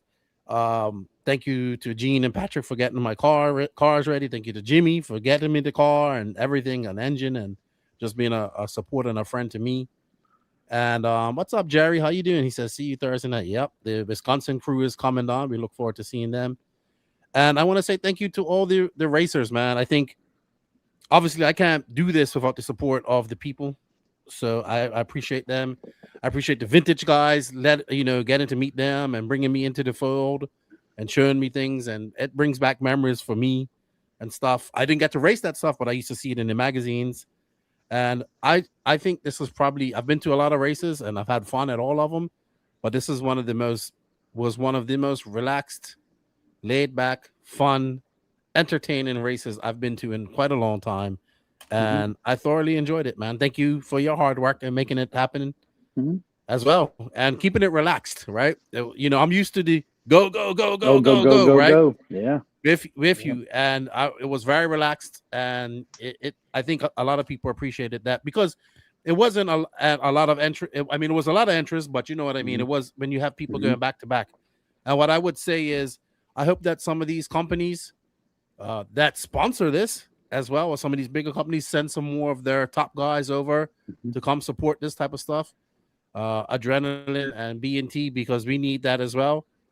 We need the support of the racers to come do it. We need to get the entries up a little bit more, so we can space things out and make it for, I think 250 is a good entry count. 250 is a good entry count. That's what we see at the FRCC races, and this is similar to one of those. So, but yeah, we appreciate the people that came out, man. And I won't be at the next round, but I hope you guys come and have fun. And yeah, hopefully we get to see some more big names coming to these races, because I really think that Mayfield, Rifkin, and Co. all have just had fun. And I think even Mayfield said in one of my interviews I did with him, he says he hopes that more companies make rear motor cars. So because that's how much fun it was. And I know I'm a big proponent of indoor racing and high traction, but outdoor racing is important also, very important for the growth of RC and people having fun and getting to see what we do. And there was hundreds of people coming through that park all weekend long, thousands. So we need to do stuff like that. Yes, I still like the indoor stuff, and we need that too. But we need to get back to outdoor racing in parks like that or backyards. You know, just having fun. So. Yeah, it's being that we were in that park. I would watch even on the bleacher side of things, as the weekend was going on, especially when we got into the racing side of it. It was crazy to watch the amount of people that would stop to watch the racing. You know, there were a lot of eyeballs at the track watching it. I was very, very impressed by that. Yes. The next round is at the Adrenaline Raceway there in Virginia, and that is in May. I think you said the dates. I can't remember. Yep, it's the last weekend of May. It's the Thursday, Friday, Saturday, with a possible weather-related issue on Sunday. But it's the last weekend of May. I think it's May 28th through the 30th, if I remember correctly, is what it is. So yeah, Adrenaline. It's in West Virginia, actually. It's about a little over an hour away from Washington, D.C. When we went there last year for their invitational, we were able to spend a couple of days in D.C. and we're going to be doing the invitational again this year. So we are looking forward to making that trip back up and visiting our nation's capital and absolutely fantastic facility there at Adrenaline. The Hardison family, they work very hard. So it's awesome. Awesome. Oh, it's in Winchester, Virginia. I apologize. I said West Virginia. I'm sorry. It's in Winchester, Virginia. I'm sorry. Sorry about that. Okay, no worries. But we want to thank you all for tuning in. We'll see a lot of you, I'm sure, at PMB next weekend. Come up, say hello. And we'll be busy, man. We're trying to bring you guys good coverage. And obviously, we appreciate your support in the e-ticket competitions and sharing and just the support that you show the NNRC, the support you show Elite RC Productions. And we love you guys. I know I do. And I look forward to seeing all my RC family at PMB next weekend. And unfortunately, I will not be at the next round of ONS, but I'll see a bunch of you at the next round of the INS as well, and North Georgia Shootout, just shouting out some of the races we got coming up. Yeah. And of course, we have a FRCC race in there as well down at Mills Pond, weather permitting. So lots of RC every weekend. And good luck to everybody at DFD this weekend. The FRCC 10 scale DFD race is going on. We're not going on, Gene. And thank you, Jerry. I will make sure to come get the GT too. I can't wait. We're not going on to DFD. I might go down on the Saturday if we're done here and check it out because I've never been there before. But we're in the process. So many people have seen our red broadcast trailer. Well, she has traveled her last mile. I don't know how in the world we even got home from Newberry whenever we went down there. The frame on that has exceeded its limits. That's the best way to put it.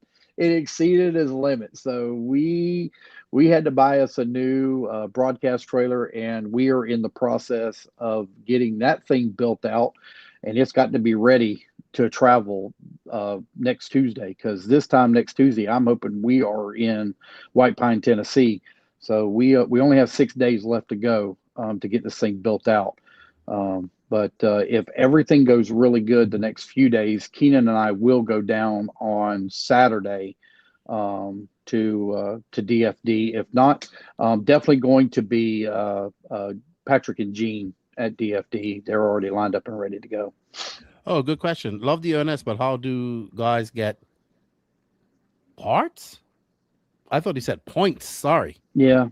So parts. A lot of people come prepared. Then also we had a couple of on-site vendors. We had JConcepts there with tire support, and then we had Classic RC Company. Now, when we go to Adrenaline, they have an on-site hobby shop, so they'll be the vendor for that one.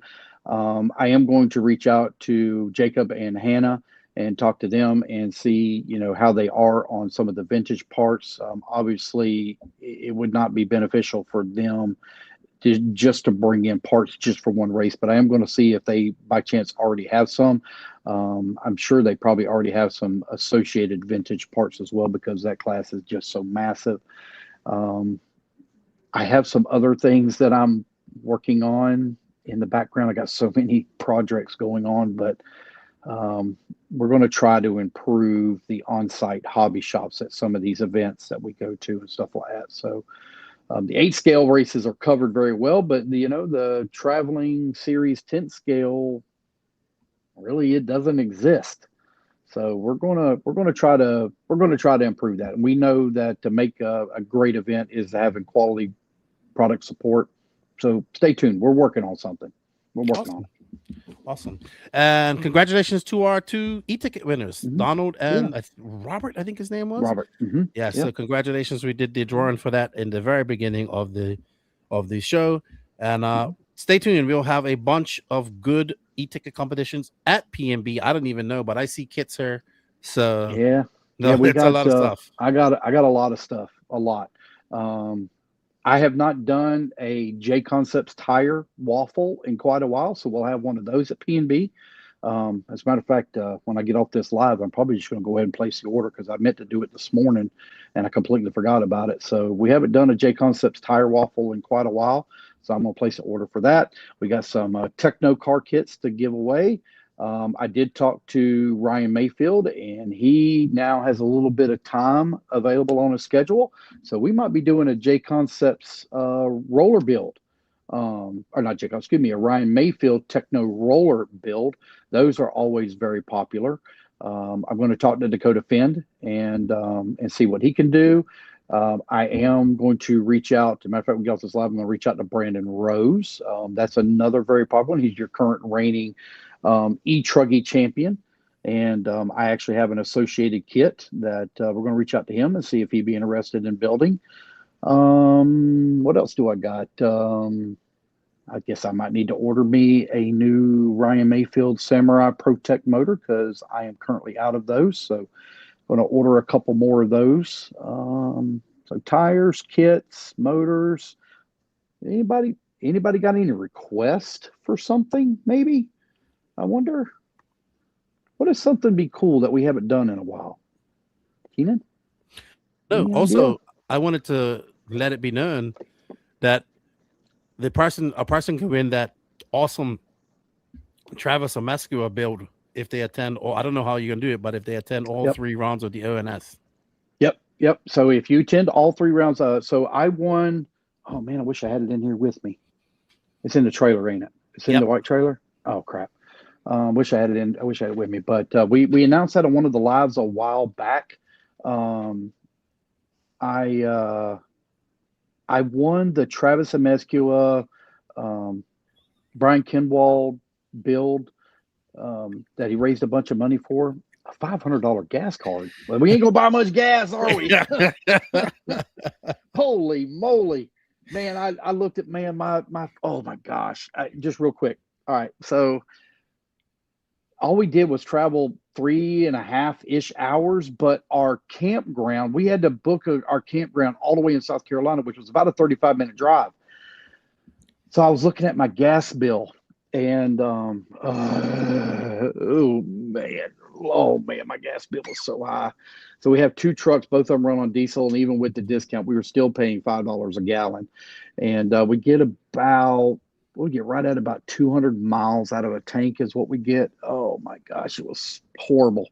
Anyway, so back to the Travis Amescua RC10 that he built, that he raffled off and raised a bunch of money for.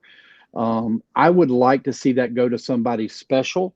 So if you attend all 3 rounds of the ONS series, that's all you have to do, just attend. That's the only way that you can be entered in the drawing is by attending 3 rounds, all 3 rounds of the ONS series. Your name is going to go into a hat, and we're just going to pull out a winner. Plain and simple. It is as simple as can be. We're going to carry it with us to the last round, and we're going to, as soon as we get all the entries put in, I'm going to look to see who's in there that have attended all 3 rounds, and we're going to pull the name and give away the car. I think that would be awesome. I think it'd be a great prize for somebody that took the time to attend all 3 rounds. I would agree with that. So Dana Tennell making some suggestions. Ooh, Exalt batteries. Yes. So somebody had so we may do that. I may reach out to Kevin and get us some Exalt batteries and go from there. 410 Well, Pro build. well. This is an 8 scale race, so it really needs to be tailored to 8 scale. So we'll go from there. And I am with Corey though, an RC10 factory team kit. I bet you that would sell. I know I want one of them. Yeah. I don't know. We'll see. Oh, We all might right. do that. Well, we got INS coming up right around the corner, so we may do that at INS. Well, they got to be out by INS, so who knows when they're gonna be Yeah. out. Well, I could pre-order one through Brent or through A-Main or something along those lines, or get one through Superior That's Hobbies, BRC. I could pre-order one, and then whenever they start shipping, I can ship it to the winner. So yeah, it's all cool. I think you should pre-order 2. You're killing me, Smalls. You're killing me. All good. I haven't even gotten your tire bill yet. So I'm scared on that one. I only got 3 sets of tires. It's probably more than that. No, I only got 3 sets of tires. Okay. All right. I only got 3. Thank you. We want to thank all of you guys. You guys have a good evening. And like I said, I'm gonna if we get set up at PMB next week in time, I'll be doing a coffee and waffles from there. I'm sorry, coffee and RC at some point at PMB next week. But that's once we get set up and all that type of stuff. So I will be doing that and have a chat with you. And we got a lot of content coming out on the NNRC as well. Please hit that sub-like notification button on our channel. Hit that sub-like notification button over on the Elite RC Productions channel as well. Mm-hmm. And Keenan, when does the Paul Wynn interview come out? I'm actually kind of looking forward to that. So I actually have to just finish up a few more edits. So patrons and YouTube members, you'll get the whole interview. But for the public, it's going to be released in about 3 parts. So these are big files. They're like 4K, and they take a lot to upload and do all that stuff. So I just got to edit the final bit up. And then eventually the whole interview is going to be on the NNRC, but also it's going to be in the JConcepts page. It was a good interview with Paul, too. We did an in-house interview. Thank you, Lance, for taking us down there. We had 3 different camera angles. So I had to learn how to edit that all up, and I did. And yeah, it should be coming out. Part 1 should be public shortly. Patrons and YouTube members should have it soon. So cool. And thank you all for go ahead. Right here. ONS shirts. So obviously we have the ONS shirts that people that we give away for each entry and stuff, or for every racer at every round. A lot of people asked about these ONS shirts. I have ordered some. I don't remember how many I ordered. I ordered, I think 50-ish. 50 is what I ordered. Okay. So I ordered 50 shirts. They will be for sale at the next round. If you want to buy some of these ONS shirts, I will have some at the next round, and I will also have them as well at the finals at B&T. So I know a lot of people reached out. The only reason why I pointed to it is because I literally just got a message from somebody. How do I buy that shirt? So I'll have some for sale. You got to attend. I'm not shipping anything. You got to attend. So. And speaking of shirts, if you're a patron or YouTube member, you have early access to some of the NNRC merch that's been done by RC Racing TV over there. I had some people that ordered them. They got it within a week because I think the US stuff comes from the USA stuff. Quality was good. You have a discount code. If you're a patron, you get like 15% off as well as a YouTube member. So take advantage of that. And then we're looking maybe in a week or so, maybe after PMB, that it's going to be open to the public, and they'll be putting different things. This is print to order. It's just how we kind of have to do it for now, and it's probably the most feasible way. And I just want to see people rocking some gear. Anyway, we'll see you all at PMB. I can't wait. It's going to be good. It was the first good weekend of RC racing, and I think we're going to call it a night because it's time to get a shower and we got a lot to do tomorrow. We do. A lot to do. Thank you all for tuning in. We appreciate that, and we'll see you later. And yeah, look forward for a coffee and RC next week sometime, like a pre-PMB live that I'll be doing. So cool. It should be good. Thank you, Lance, for your time. Thank you all for your time. Have a good evening, everybody. Be safe and get ready to go RC racing this weekend. This is Lance and Lefty from the Elite RC Productions crew and the NNRC crew. We'll talk to you later. Have a good evening. Good night, everybody. Good night.